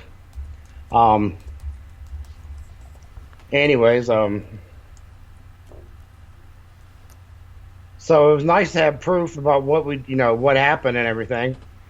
Still to this day, I'm wanting to go down to I'm going to go down to the library here one of these days, and go down and get a print off of it, so I can have it for my records. Maybe get it and put it on the website on my page. But it's one of those things that we've had that sighting here. There's been quite a few sightings here and corroborated by police officers. We did have one around here not too long ago. It's been about 10, not even 10 years ago. That's been on the, they reenacted it and it was on the news, and where they had that, the large, it was like a 2 or 3 story, black, like, triangle craft that went through like 3 counties, and it was being followed by sheriff deputies from one county to another county, and it was slow moving at times, and it just kept going back and going through, and they were following it from one county to the next, and they had like windows in the back kind of thing, and it was pretty trippy, and they did reenactment of it on a couple of the shows. But that was about 10 miles from here, and so I'll have I need to get that one up again, but Yeah, when you said the thing about windows in the back of the craft, it reminded me of the most recent sighting I had, and it had been a long time. The last one before that was doing security at the fair, and I have a friend, he's African American and Cherokee mix, and we're sitting on our golf carts, security golf carts, and he's on the back seat of one, and he's looking up into the sky, and he's like, "What the hell is that?" And I'm like, "What are you talking about?" And I look up, and I'm like, "What the hell is that?" And, then everybody else is looking. We got like 4 or 5 guys just standing there looking at this spacecraft, and it was, like Daniel was saying, like a mothership in the sky, and, it was going around counterclockwise to the right, and that would shift and be going to the left, and then at a certain point it actually kind of turned into like a U shape. The lights turned into a U shape, and it just really amazed me, like, how can a craft actually do that? And I had brought my cameras the next day. It was still there, trying to get video of it, trying to get pictures of it, but it was so high up and so dark, it just kind of, you couldn't really pick up anything with what I had. And too bad I didn't have my old cameras up where you have the night vision. Maybe I could have picked something up with that. I should have brought my flare camera. I don't even know why I thought of that. Besides, I'm on graveyard shift and kind of drunk by not having any sleep. But yeah, we all had seen it, and at one point I was like, dude, we're all looking up at this spacecraft, and somebody's going to walk up behind us and, rob the fair, because we have all these stands that we're securing. And right as I said that to everyone, this guy walks up behind us, and he was like, "Hey, what's up?" And, asking different questions. And then I'm looking around, and I see this guy off in the back to the left, and I see this other guy off to the back to the right, and they're kind of behind these tents and, like, peeking around. And I'm like, "Johnny, Brian, you guys got to get up here, like, something's amiss." And then he ended up taking off, and then Brian ended up walking with him, and he's an older guy, and he's kind of small, and he's walking off alone with these 3 younger guys. And I was like, after he didn't come back, I'm like, "Johnny, you need to go check on him. He's alone with these guys, and anything could be happening right now." And they try to surround him and kick his butt or whatever, and Johnny ended up coming up, and they ended up running behind the rec center. But yeah, it was interesting. That's the first time I saw a mothercraft. But after that was this last year, we went to Arkansas to bury I call him my Uncle Daddy, because when my mom was killed by a drunk driver, and my dad he was already somewhat of an alcoholic, but he really went off the deep end with the drinking, and started doing coke as well, and bouncing at a bar, and doing this news channel, like a public station, during the day, so we hardly ever saw him. Man, I'm trying to remember where I was going with that. But anywho's, my aunt and my uncle raised us, because my dad ended up sending us to our grandparents, and they couldn't handle us. My aunt and uncle came and got us.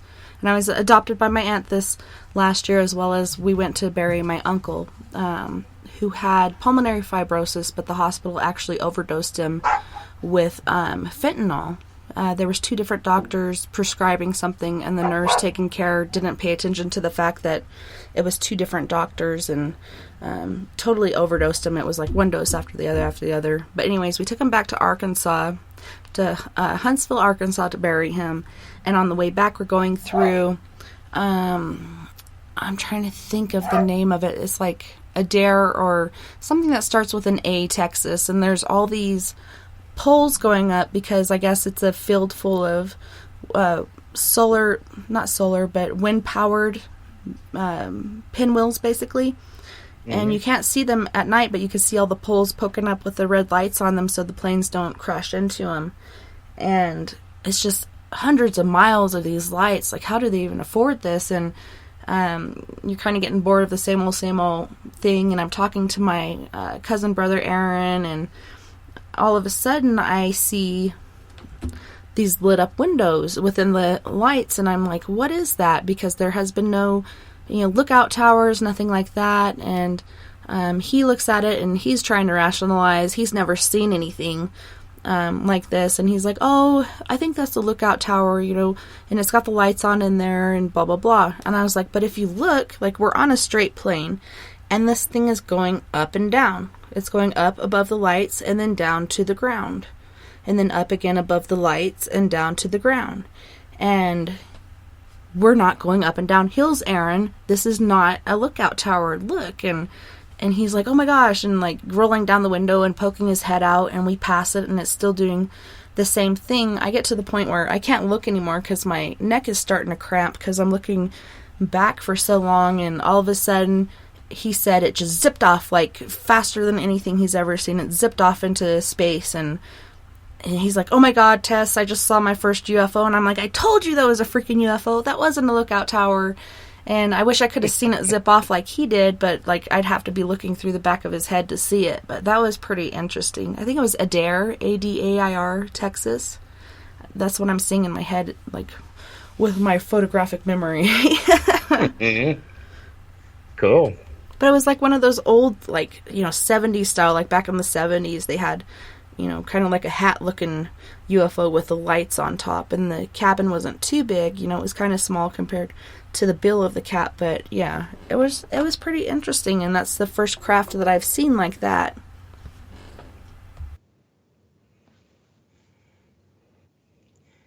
Does anybody, question I had, has anybody got any questions or any kind of things that they want to bring up? The whole idea of the show tonight was to get some input from the folks at home, and get some ideas they want to kick around and some opinions. And if people wanted to call in or go ahead and write in or anything like that. Did we put up the number yet, or we got open anything on that yet? I'll type it in, but I know not everybody's in the chat room, so I'll say it as well. If you guys want to call in with your questions, your comments, your experiences, we'd love to hear from you. And me and Moon had discussed this. Opinions matter. Like, this is what we want to do for the show, and we want to hear your opinions and your experiences. And the number is 970-335-9596. That's 970-335-9596. And I'll type it up here too real quick for those that are in the chat room.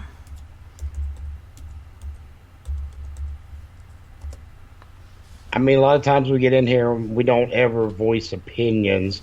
We only talk about things that we can, we have factual evidence and stuff like that. And I think one of the important things is sometimes getting things off your chest and just talking about stuff, people feel about things and stuff. And that's one of the things we wanted to discuss tonight. So, anyways, reasonable stuff. Anyways.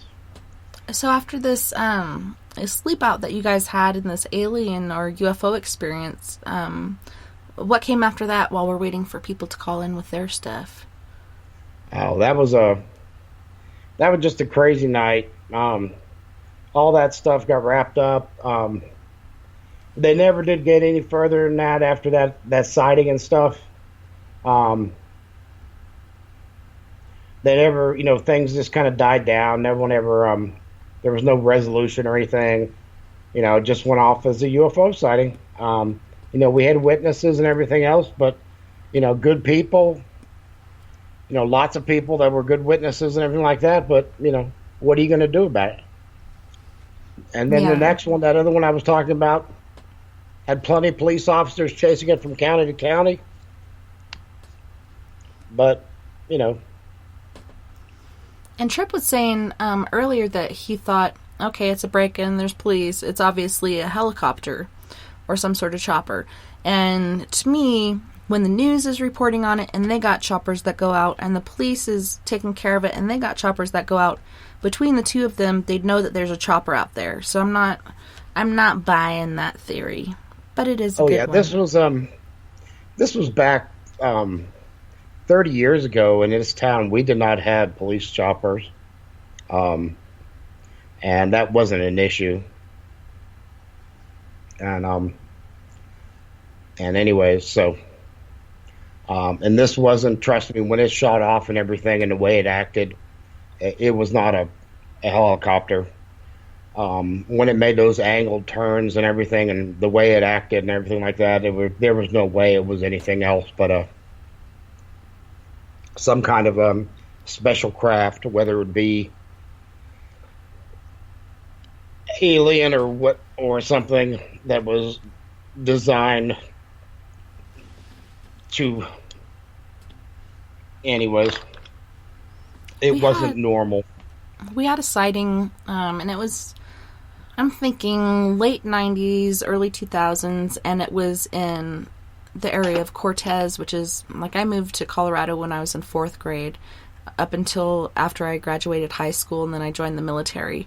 But there was a sighting there of a UFO, and it was more like the size, well, I would say right below Mothership. It's not like a personal craft, but it's a bit larger, and a green light coming from it as far as directed towards the ground.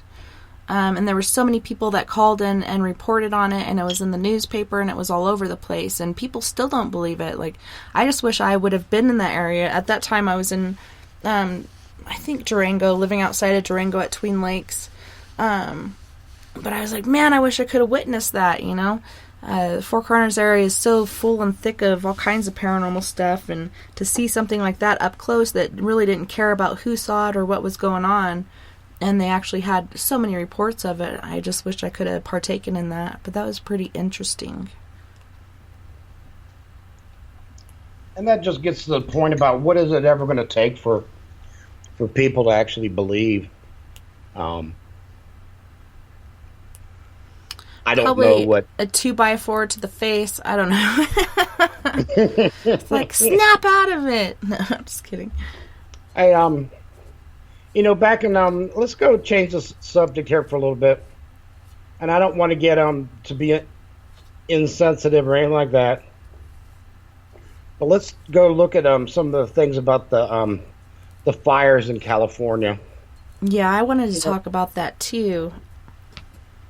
I feel horrible about what's been happening, and my heart goes out to everyone who's missing and everyone who's been injured or died, and I'm very sad to hear about everything that's been going on, and I can only hope the best for the families of the survivors and everybody who's lost their homes and the animals, and pray for the best for everyone. But back in 2017, at one point, there were 14 fires going, separate fires, and they were not close to each other. They weren't caused by, catching from each other or anything like that. And they were all going at the same time. There was something wrong about that. There's no way that should have been occurring at that time by nature. For 14 separate fires going, and they're not having anything to do with each other, and the idea of what would cause something like that to occur and everything. And there's a lot of theories about what may have started a lot of those fires, and then we have the fires going this year again. And you look around and you see how these fires, there's a house that's burned up, and you look all around it, and there's houses all around it that are fine. Or bushes right around the building that didn't burn. Exactly. The bushes and the trees all around it's just fine. You see, a restaurant's burned up, and you look all around it, the asphalt and everything's fine. The cars parked around it's fine. The trees around it are fine. But that restaurant's burned up. So what's the dealio? Yeah, and there's also this video that this guy took, and he's looking at the different routes that him and his family can take if the fire gets any closer to them.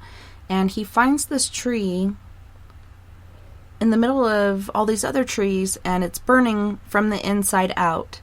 And, here we've had fires as well, and, it would make sense if there was fires around it. It could be burning through all the debris on the ground as far as pine needles and leaves and all kinds of other dead things. And it even burns up through the roots because of all the sap and stuff that is flammable that's in it. And people have been known to fall through the ground and burn to death, and fires can spread that way. But you see this tree on fire from the inside out, and you look around, and there's nothing else on fire. Just this lone tree in the middle of all these other trees and everything that's fine and not on fire. It's just on fire from the inside out. And someone was like, well, maybe somebody poured gas into a hole in the tree and then lit it on fire that way, but you'd still have that little trickle or stream that would show that would have burnt, because it is flammable, down the tree and onto the ground or whatnot.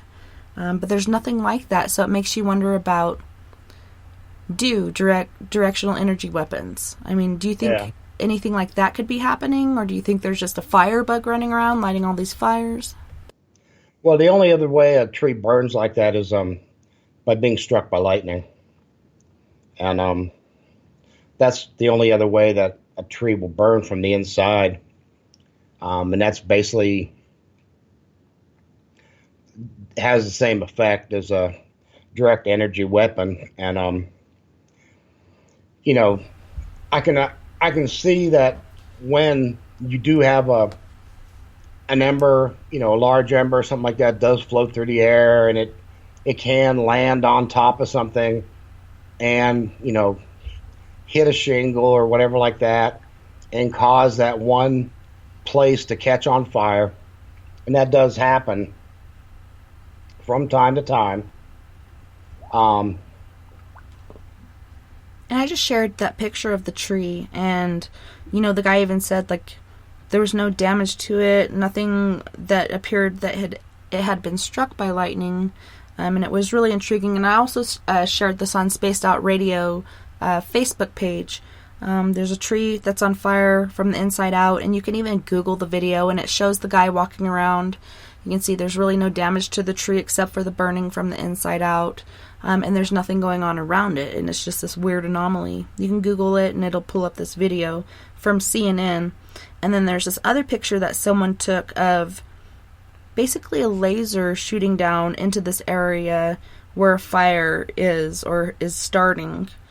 And it makes you wonder, is it a directional energy weapon, or is this just some weird freak accident, or, like I said, a firebug running around starting a bunch of fires? Yeah. Did you get those pics? Yeah, I just got them. They're pretty wild. That one you sent me of the tree, that's different from the one I've seen before.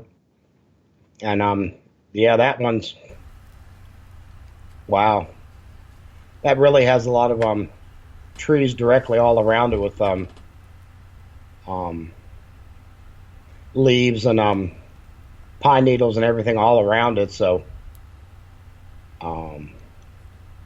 that is pretty close. Those The one with the beam coming down or going up or whatever that is on that one. I've seen a couple pictures like that, but those are those are real questionable about what those actually are, and I haven't seen enough on the images about when they were taken and how and everything else like that to make a be able to say anything on them. But the idea of something like that occurring is not out of the question as far as I'm concerned. And that Paradise City was a big support for Trump, and town was what, like 85 or 90% Trump supported, voted for Trump. Mm-hmm. And so it's kind of interesting that particular place was just in the was just controversial and was in on Facebook. Was it the mayor or one of the councilmen of that city was putting up racist remarks or whatever on Facebook. Mm-hmm. About not wanting to have others, non-whites in the town and stuff. Oh, wow. Well, I hate to cut you off, but we got to go to our second commercial break. You guys don't go anywhere. We'll be right back after these messages. Looking for nighttime adventure? Old school radio that delves into everything out of the norm?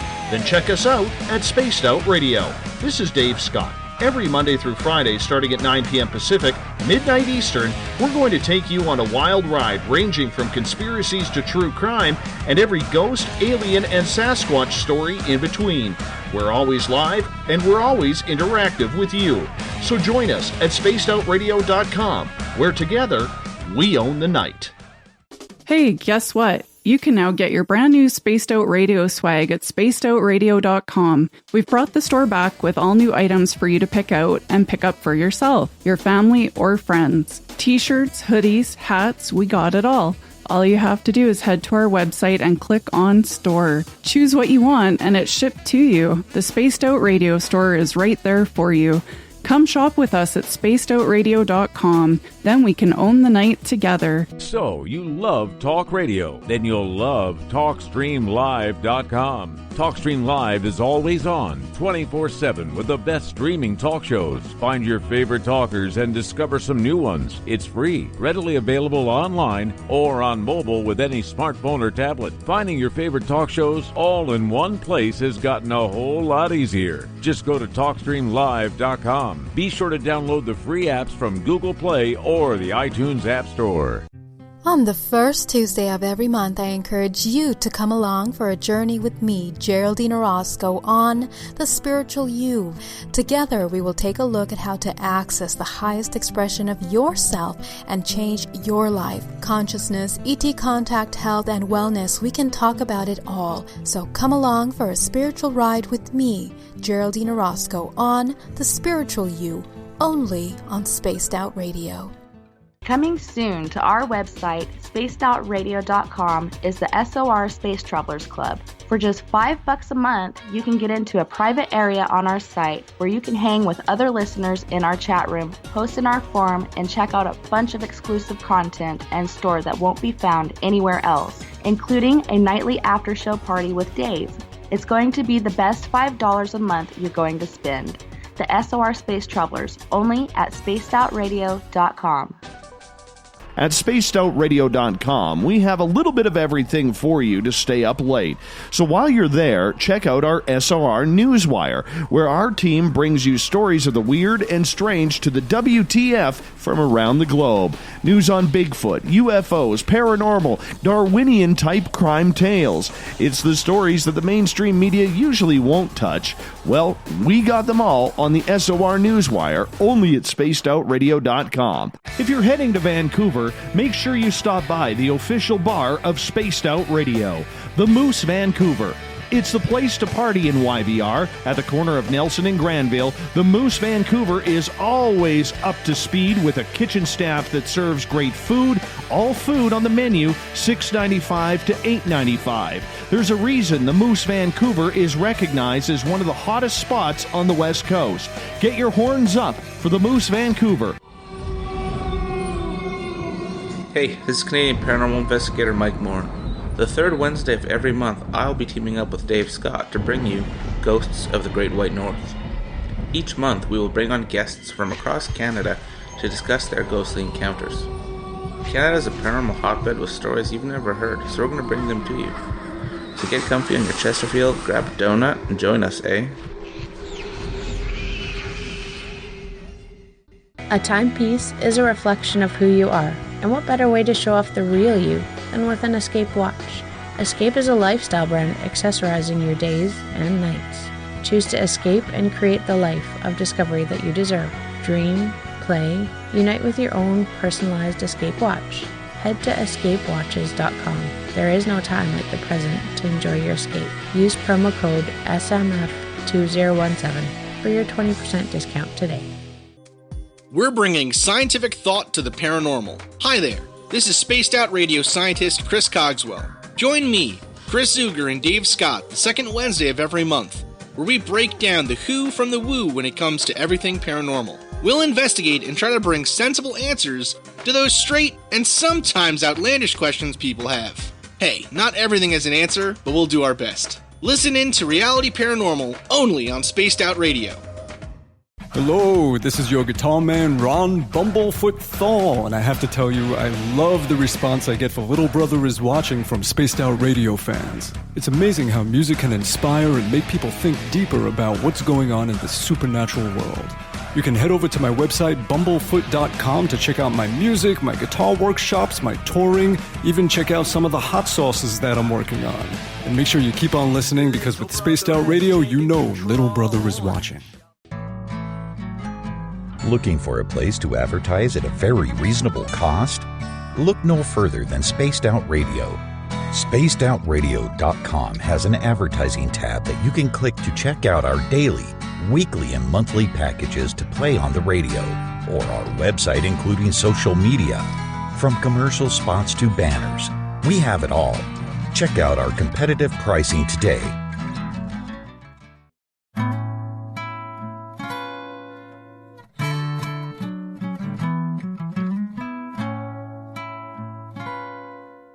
You can follow Tessa on Twitter at Tessa. It was really weird.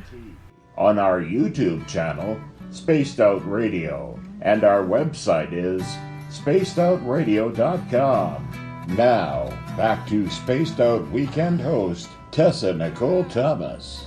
Hear the sound again, voices dancing in my head. Hey guys, welcome back. So great to have you. And tonight we have Kevin McDougal on with us. Kevin, welcome back. So great to have you. Thank you, Tessa. Good to be here again. So we were talking about this Paradise Fire, aka the epic campfire fire. Yes. Looking at some of the places where it's just spot burning and questioning why some of these things are occurring the way they are, and questioning, are they really just, burning like this because they're just embers floating in the air, or are they, is it something else? And I know there's a lot of rumors flying around about directed energy weapons or other issues? Are they, what might be happening here? And there's a lot going on about some of the things that are the temperatures that are being reached in some of these fires are just outrageous. We got glass melting, aluminum melting, some of the other places, the metals that are melting in some of these fires that are just way too hot.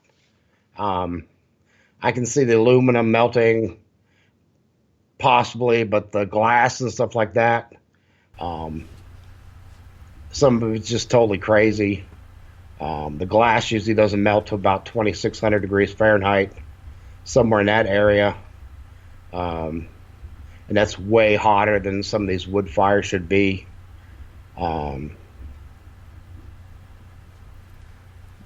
So a lot of this stuff just looks just really suspicious about what's actually going on. And like you said, Tessa, I mean, the directed energy weapons, when you look at some of these items that are just spot burning and nothing else is going on around it, some of it doesn't sound all that crazy anymore. Yeah. And I've been around fires, like I said, and you do have embers that, flow with the wind and they catch other patches on fire, but it's not just one tree. It's not just one house, It's things around it as well, and it's just crazy, the pictures that I shared with the tree. And, Eric's saying beyond suspicious, and we actually have a call right now. And our caller, you're from area code 503. Who are we talking to?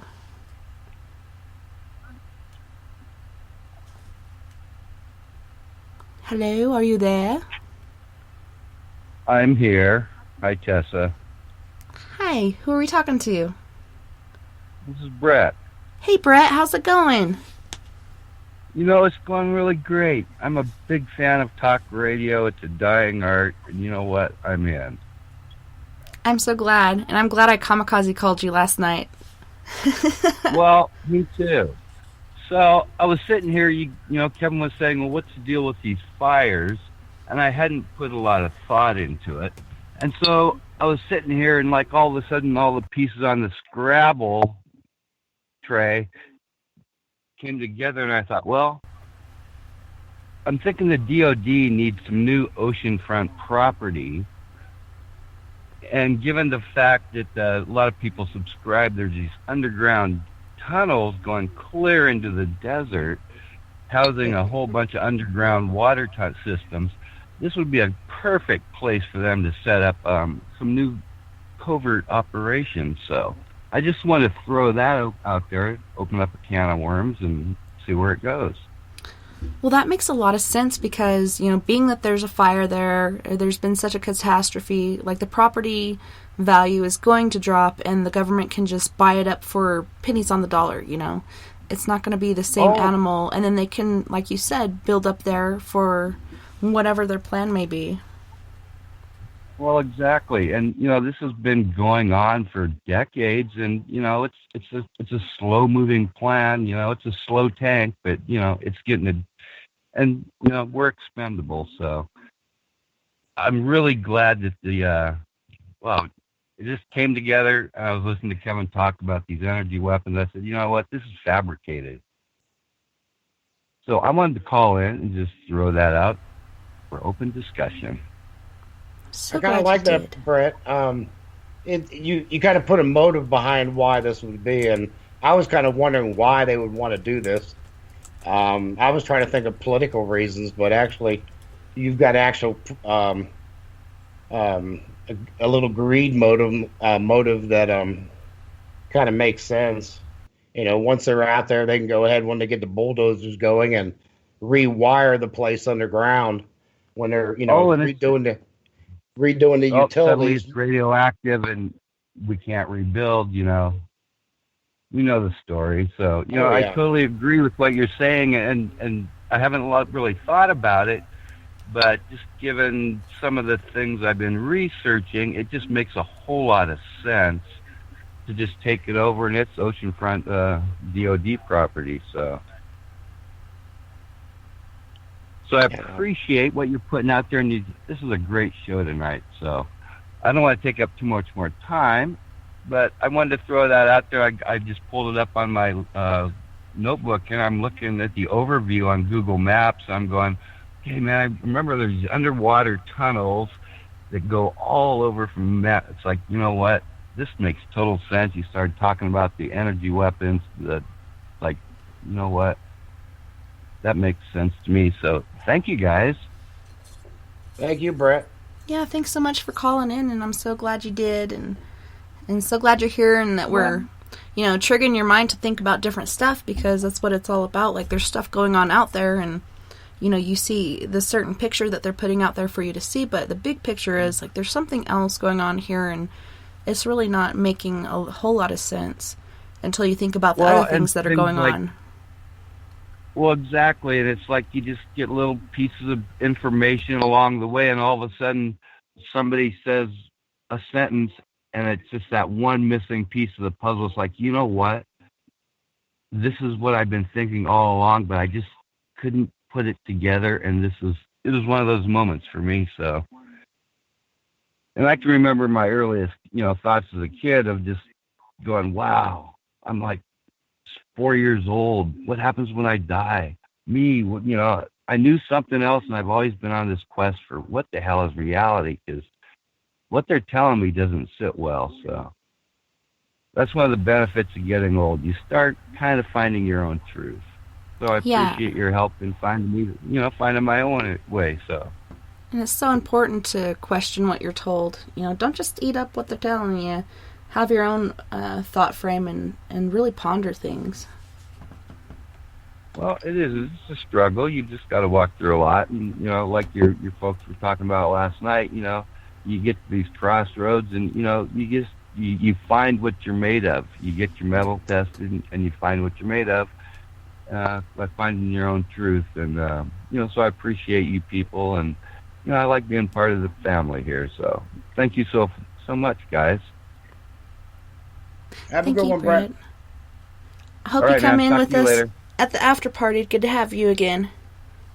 Well, I may, but it's 3:00 in the morning by the time I get out of there, and I have to kind of get up tomorrow morning, so probably not tonight, but I'm going to enjoy the rest of the show. So thanks, guys. For sure, and welcome to the family. It's great to have you. All right. See you again. All right. Good night, Brett.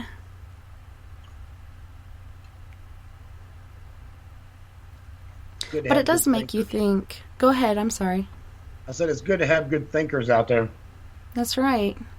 And, like Eric's saying in the chat room, they use the same weapons in space to shoot down enemy UFOs. And like we were kind of talking about on break with 9/11, first you see these people that aren't even above or on the floors that are burning, and they're hanging out the windows, and they're taking their clothes off, and it's like there's this extraordinary amount of heat going on. And as you see the buildings start to crumble, you see these rocks, basically walls, falling in a whole piece but turning to dust, and before it even hits the ground there's really not a big form of concrete falling anymore, and it's not on fire, it hasn't been affected, it's not colliding with other things in there. And when you see this pile of rubble, it's so small compared to the size of the building. Even with all the iron rods that are within this building, like, they're gone, there's nothing left, it's just a bunch of dust, and there is some rubble in there, but it's nowhere the size that it should have been. So it makes you wonder if that was happening there as well. There was so much wrong with that picture. I can't even begin to even go into that. Everything was wrong starting the day before when they said they were missing $3 trillion. So, yeah, and there were reports of, a bunch of black vehicles, and they're loading all these things up, and that's way before any collision or anything happened. So there was some knowledge of what was going to happen, and you see these coins, and these are formed from the gold and such that were found at the base of 9/11, but even the day that it happened and, the days after, weeks after, where they're taking things out, there was never any gold taken out of there. It was already gone. And they even said it on the news, like, there's no gold down there, Mm. It was interesting, yet very, very sad at the same time how, people can do that to their own. And, I think we'll save this one for a different show, because it could get ugly. Well, let's move on to happier grounds, shall we? Yes. What else did you have in mind? Well, let's finish up on the fire part. After just to see Trump going at it today, visiting the sites and everything, and going through all that. I do want to say that not what he was saying about the raking and all this other stuff like that, but if we did spend the time doing like some other countries do, and they go through the part on a regular basis, if they go through and they do conservation efforts on a continual basis, this takes year after year after year after year. It helps keep the wildfires from getting out of control and getting to that critical point where they're just totally out of control. Yes, the wildfires will still happen. Yes, people will still light fires. Yes, there are going to be other situations where the fires are going to happen, but if you spend the money and you keep at it with the conservation efforts and stuff like that, you can keep them from getting out of control. Yeah. And if we would put that money into it that we put into putting these fires out and do it year after year, decade after decade,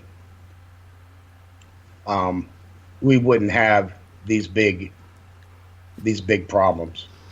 Yeah, and it's pretty big around here. It's called fire mitigation, and the insurance companies won't even cover you unless you do this, and it's cutting down low-laying branches, it's cutting down brush and other things that are near your house, and cleaning out the pine needles, and all kinds of different random things to keep it fire safe. If it's going to burn, it's going to burn quick and higher up, and it's not going to affect the houses and everything else that's lower down.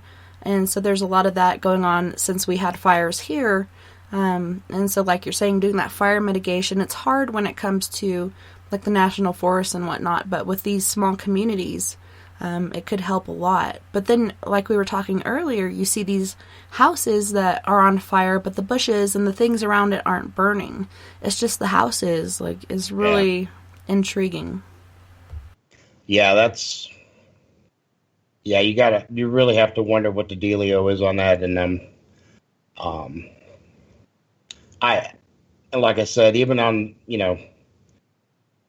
we looked at last year, and then we looked again at what was going on this year, if the different fires in the different spots and everything, there's just too much going on in different areas for it to even to consider it all being nature. And but whether it's something that we're doing as a nation, as a government, put it that way, or if it's just something we're doing as a people, there's something going on that's not right. And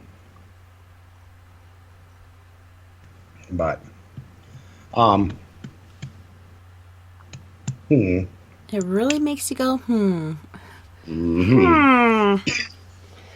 What's going on here? I did promise another ghost story, didn't I? Yes. It was about, I believe, your mom. Yeah, it was after it was here in this house, and it was shortly after my mom passed. My mom passed here in the house. She had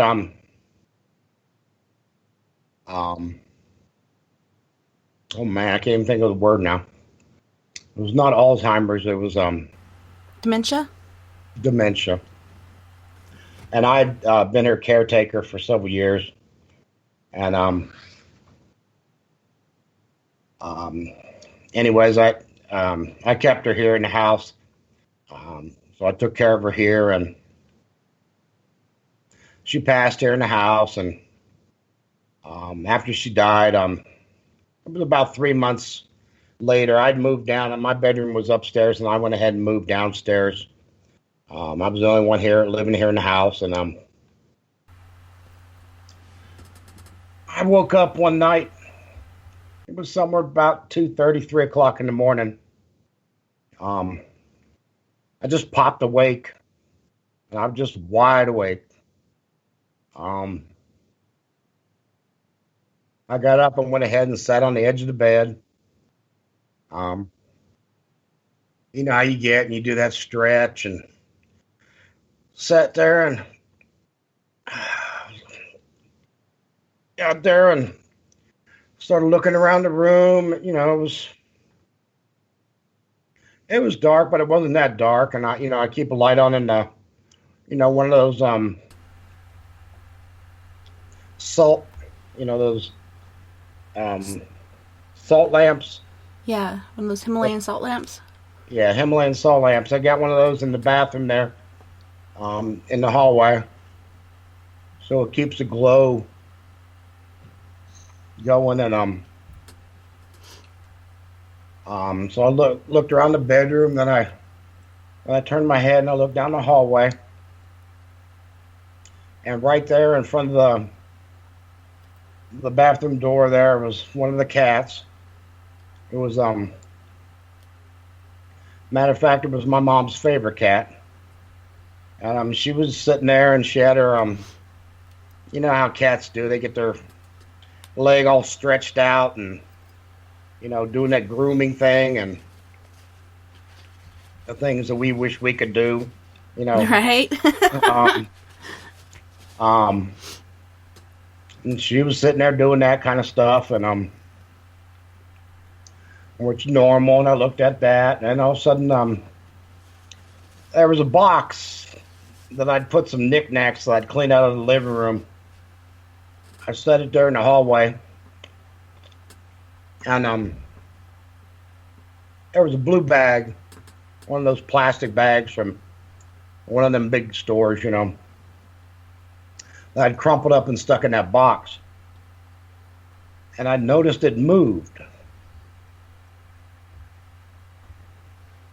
And I kind of looked at it, and I turned my head back, then I turned my head back again, and it was moving a little bit more. And at first, I just figured it was, kind of, unfolding, because I had it all crumpled up. And I was like, why would it unfold now? I jammed it in there, a couple days ago. And anyways, I looked back and I started staring at the thing, and it just kept opening up and opening up. And the thing got to the point where it was up, and I was all crinkled up, but it was up to about the size of a cantaloupe. And the cat's sitting right in front of it. Between me and it, the cat's there, and it's right behind the cat. The cat doesn't notice it. And I'm like almost freaking out. And I'm staring at the cat, and I'm staring at the bag, looking at the cat, looking at the bag. And then all of a sudden, the bag starts getting the front of it starts getting a pointy part in the front. And it starts getting a kind of couple indented pieces and some other little features. And next thing I know, it has a face on it. Oh, wow. And I look at it, and it forms and has the whole front part of a face. And I look at the face, and I realize it's my mother's face. And the face is looking right at the cat. And the cat don't even realize it. and I can see the face, and it's like smiling almost. And the cat's just going about her business, just grooming herself. And I'm sitting there looking at that thing.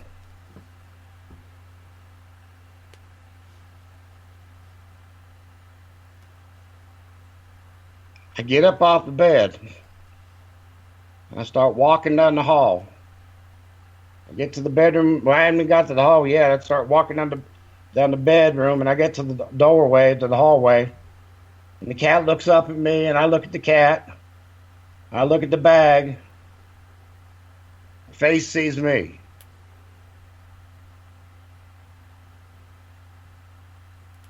And then the bag just collapses on itself. That's insane.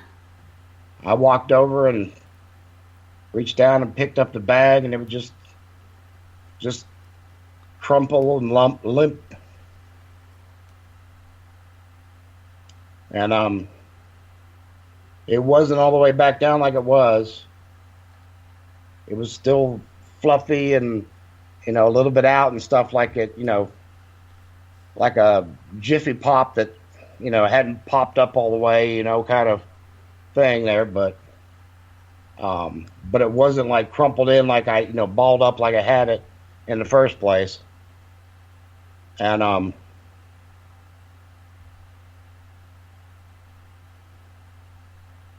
that was a little over 2.5 years ago.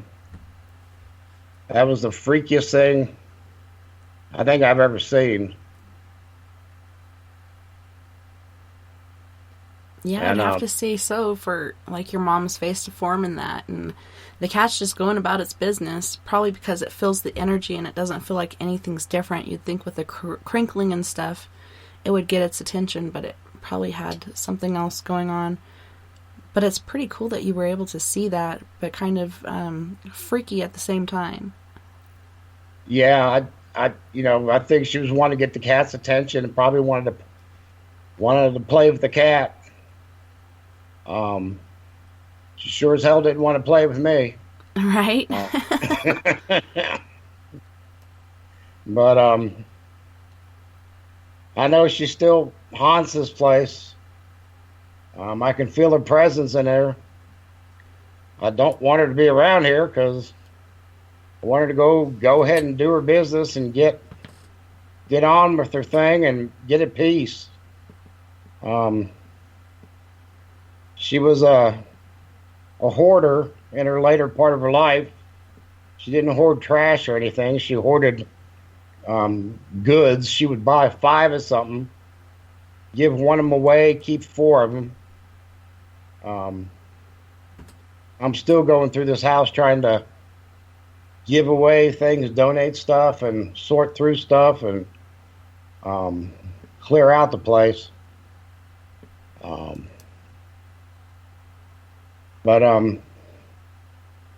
So I know she's still clinging on to the cats and to the stuff in the house, and that's part of why I don't want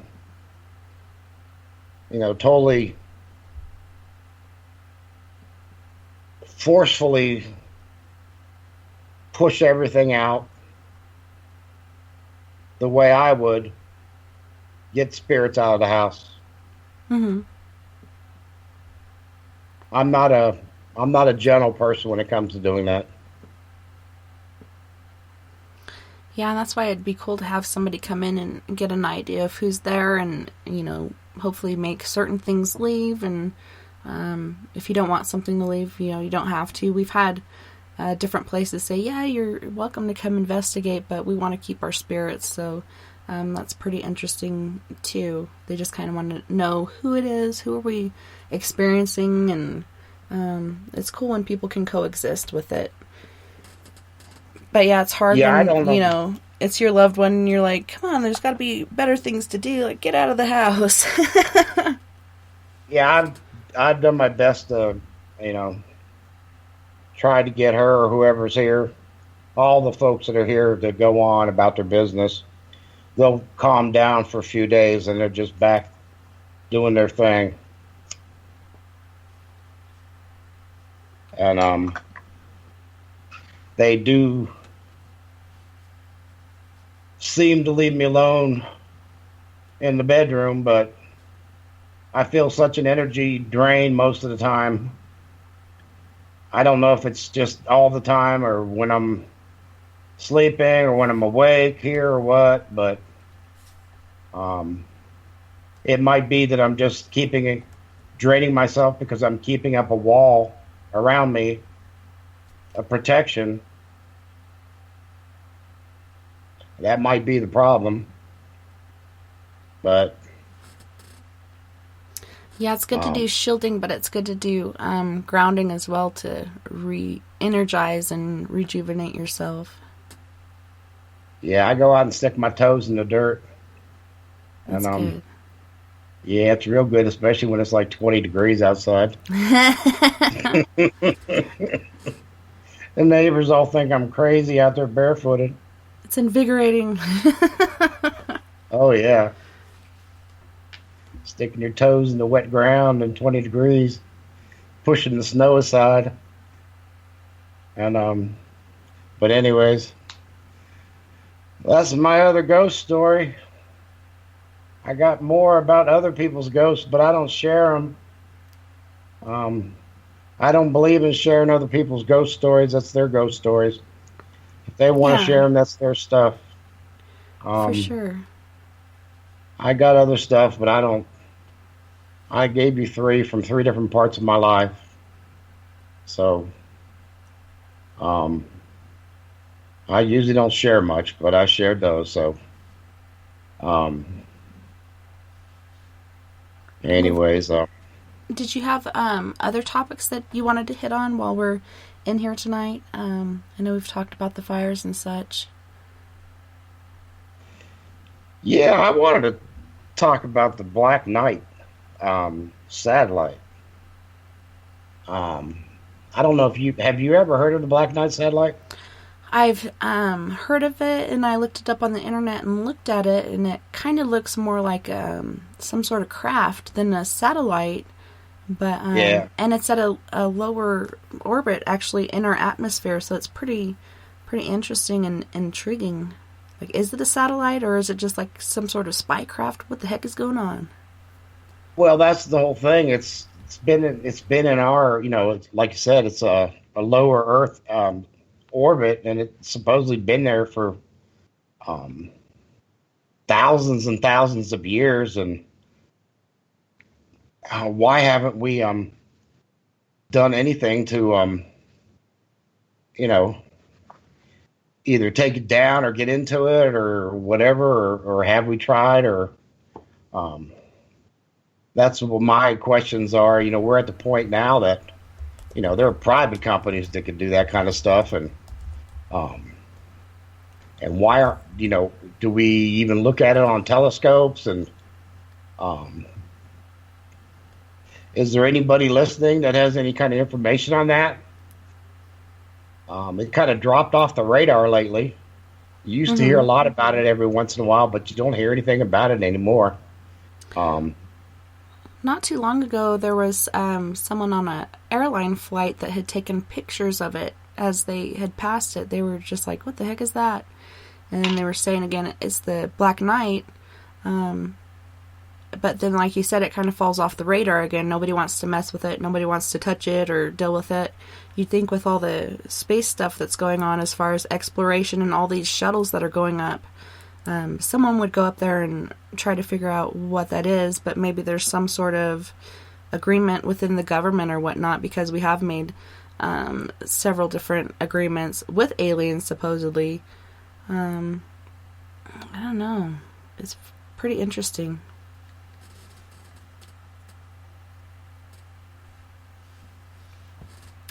And ads in the chat room making dirty comments. You crazy guy.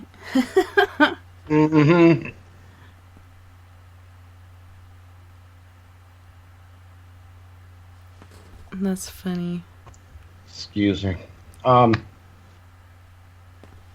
Let's see here. I did have some more topics here to talk about. What about you? Did you have anything in particular?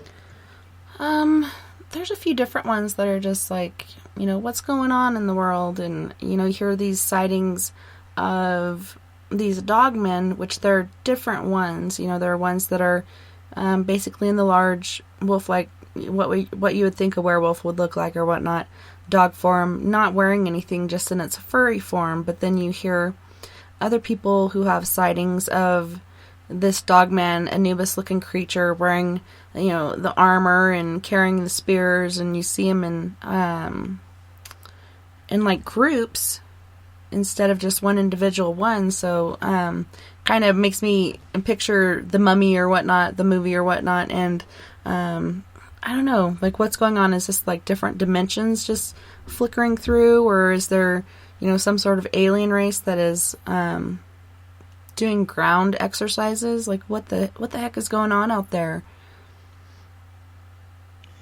That's a real good question. We got Butch Wachowski and Jody.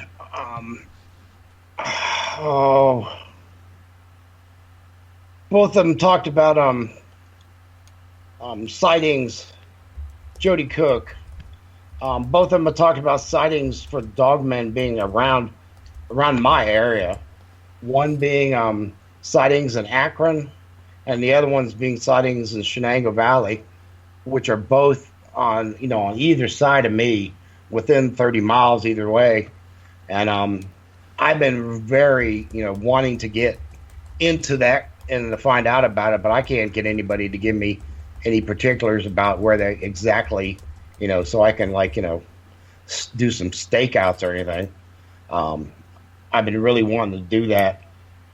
They're so close. The whole thing about that, and any new grassman sightings or anything up near me.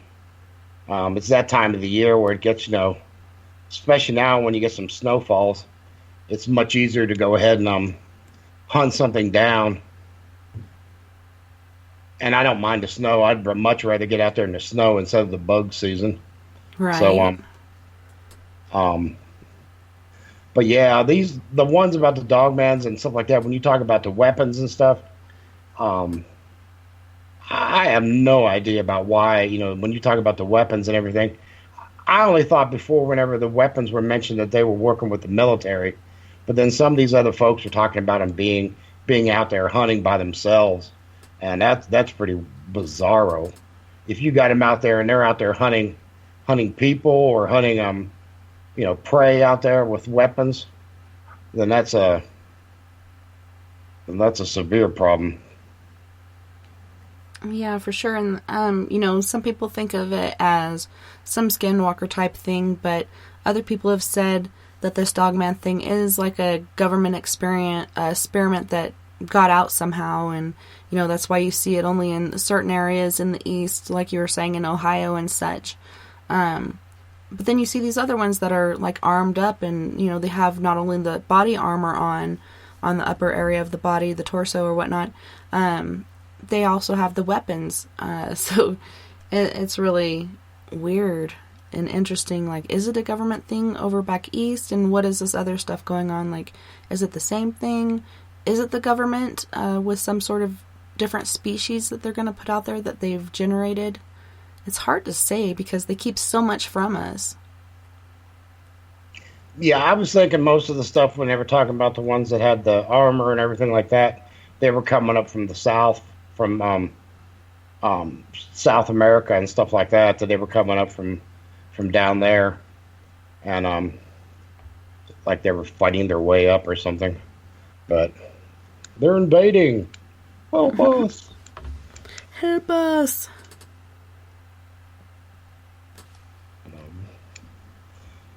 I'm trying to think of other things that are going on, with these tunnels being built and stuff. It makes you think the wall is just, really doesn't make sense. It's just another way for us to go into debt. There are tunnels that have been there forever, that semi-trucks and stuff can fit through, and my father-in-law, he was always good with the pendulum and picking stuff out on maps and stuff, and he ended up dying from Alzheimer's and dementia for the most part. And so some of the things that he would say in his later years, we weren't sure if we should take it seriously or not, but he was talking about these tunnels underground and, semi-trucks being able to fit through it, and it's larger than we even know, and all this stuff that's going on in our country. And then a week or so later, you'd see it on the news, this tunnel has been found, and, it's this large, and yada yada. And earthquakes in different areas of the world, he'd be able to tell us about those. This is going to happen over here, or this is going to happen here. And I'm pretty sure he even knew about 9/11. But yeah, it was just interesting, all the different things that he was privy to after he had this accident and a head injury. And sometimes you do hear about people, he already had a gift, but then it just got so much bigger after he had this head injury. I was watching, I think it was Ancient Aliens the other night, and they were talking about geniuses and people who get these messages from aliens, and after having traumatic head injuries, one became a really brilliant musician. He never played piano before, and he was just a master pianist. And different people that had no interest in math, just seeing all these math queries all over the place, and being mathematic geniuses. And it's pretty cool when people get these gifts from such traumatic issues. It's like, is it because they kind of went to the other side and came back, or is it really the aliens trying to communicate different things to us? Yeah, it's like, when you can tap into what the Akashic record and stuff like that, or these downloads that everyone's always talking about. I know Dave talks about downloads and stuff. I don't know. I've never had, you get that, sometimes you sit there and you get a song in your head. You can make up a song all of a sudden, or it comes to you. And then, you lose it, and all of a sudden, you had a song. You just made one up, or it came to you. And you should have written it down or sung it into the tape recorder. And then you lose it. And what if that was what if that was given to you to be a song for a hit song or something like that, and that was your chance, I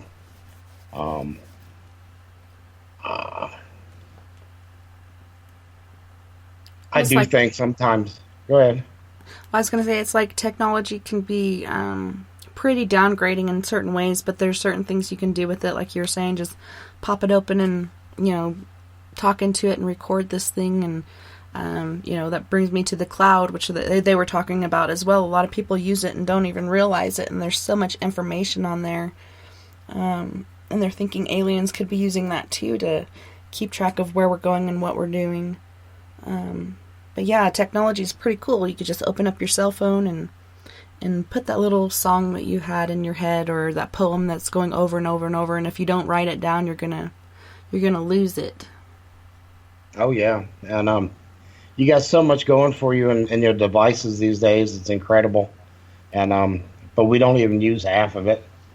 And the sad part about it, we end up using the devices. What they end up being used for is just to track us and to monitor what we do. All this metadata that Google collects on us, and then turns it over to other people, other corporations or whatever, the government, etc. They know where you're going to go on a daily basis and when. They know what your sexual preference is. They know, more than just your sexual preference. They know what you like to do in bed. They know when you're pregnant. They know before you do. They know if you're having an affair.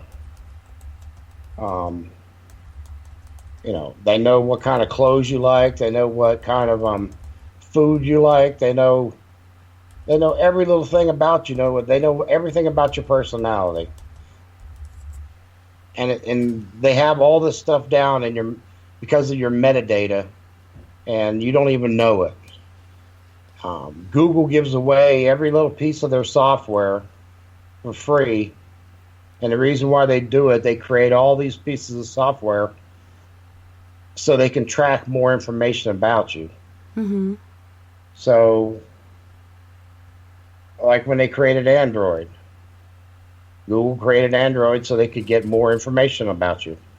They couldn't get it when you weren't using your computer, so they wanted to get it when you were on your telephone. So they created Android. So when you're walking around with your phone, they wanted to get more information. So then they go ahead and they create more apps for your phone so they can get more information after that. So it's just like an endless stream of everything. And then they take the information and then they go ahead and sell it to other corporations and they sell it to the government. And all this information about you. And people don't understand just how much information they have on you. And then they get your voice imprint. They got a file that has the imprint of your voice. So they know what your voice file is. They can pick you out just whenever you make a phone call anywhere in the world. They know when you're making a phone call just by your voice. Doesn't matter what phone you pick up. They know it's you. They got a picture and they got an imprint of your face. They can go ahead and figure out by software your face no matter what. You can spray paint your face and they still know it's you.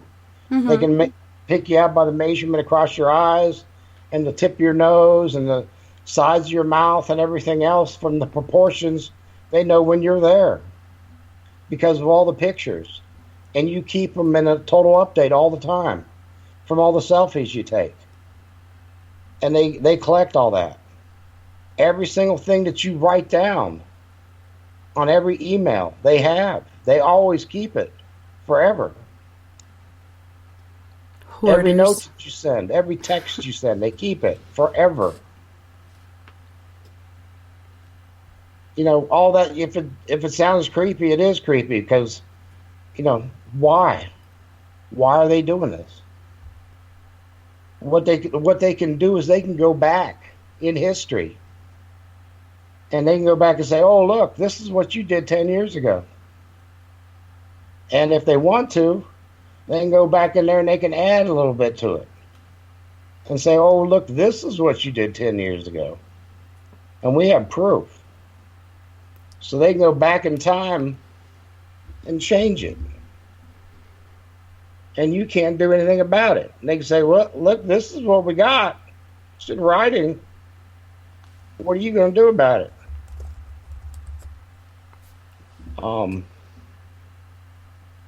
Yeah, how are you going to fight that? Yeah, it's virtually impossible anymore.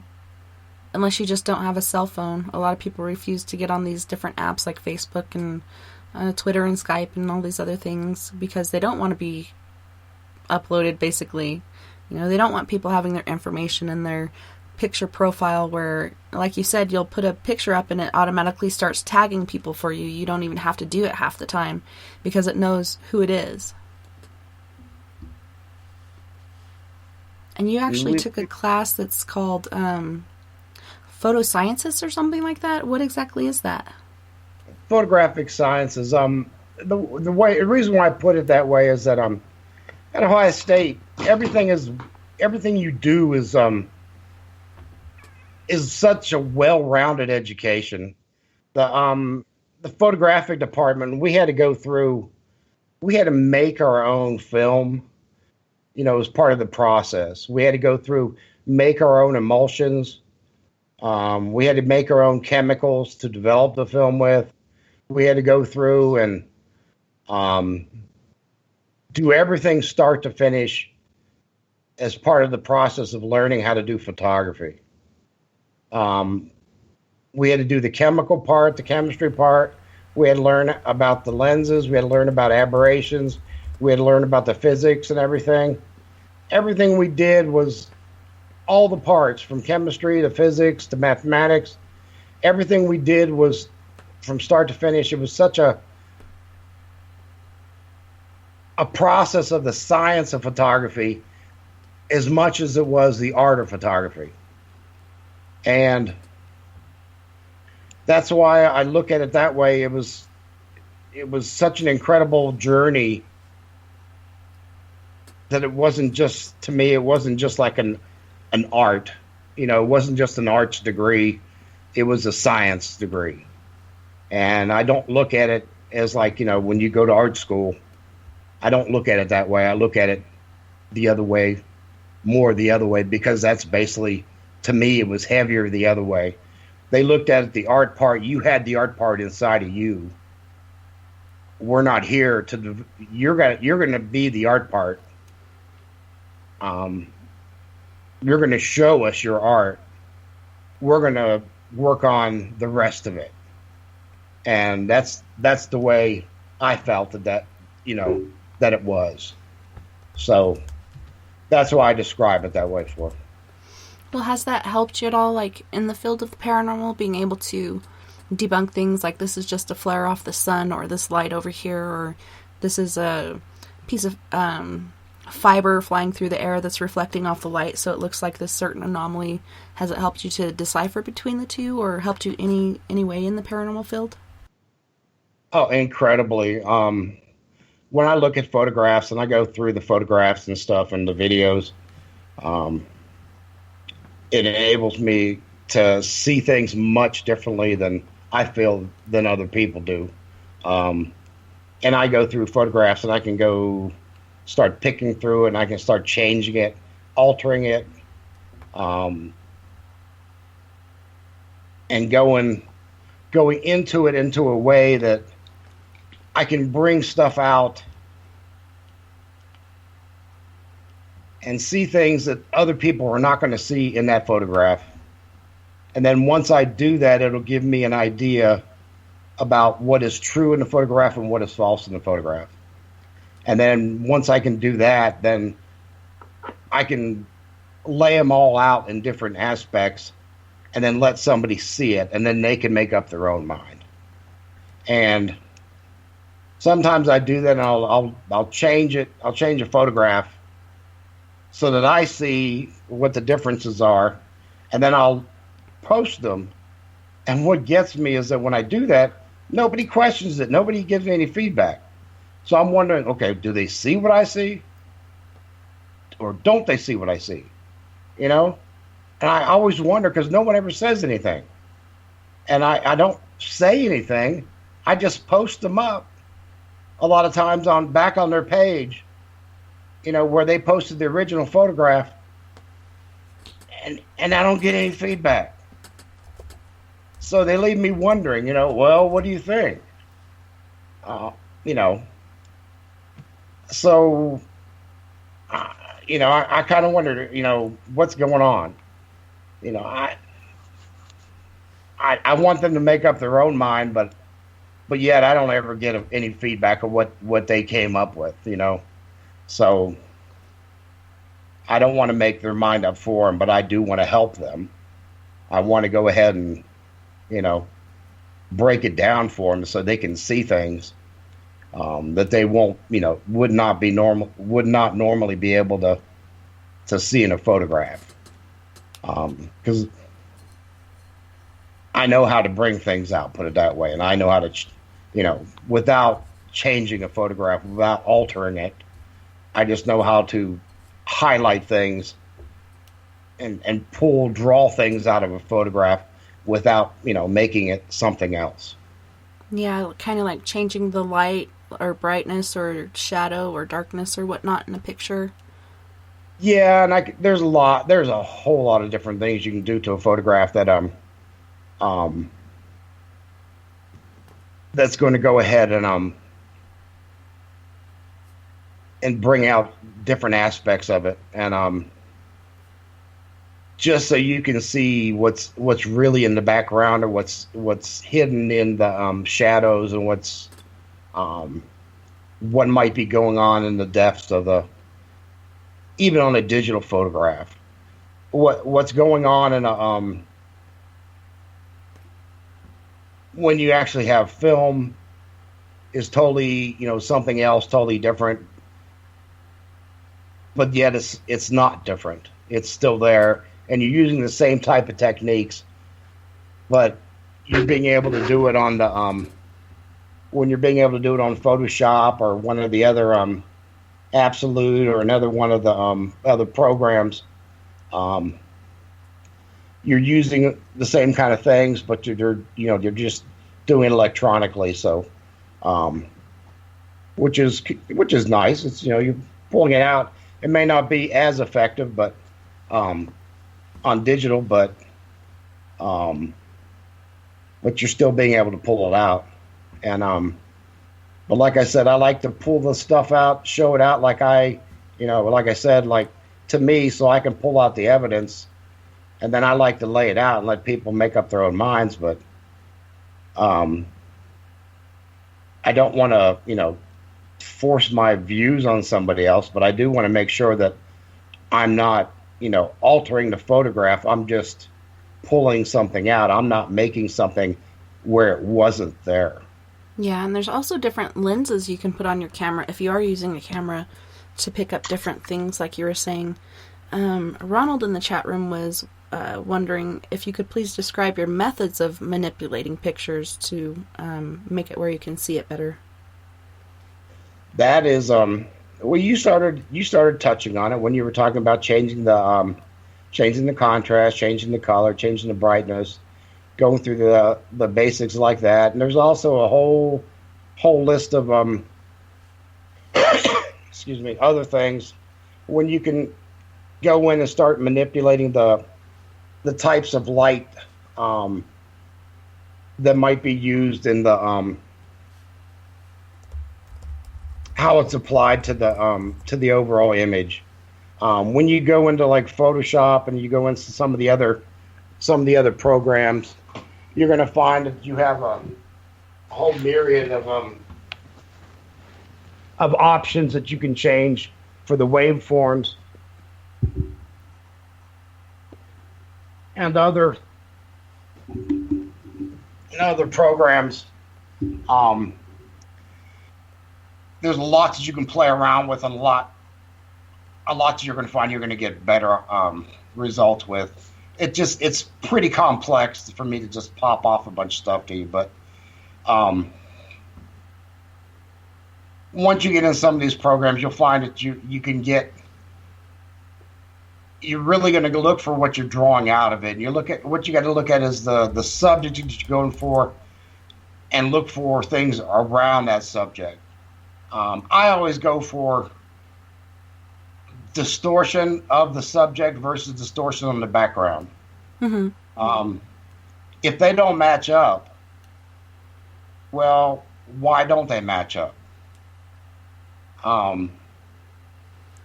They should be the same if they were photographed the same.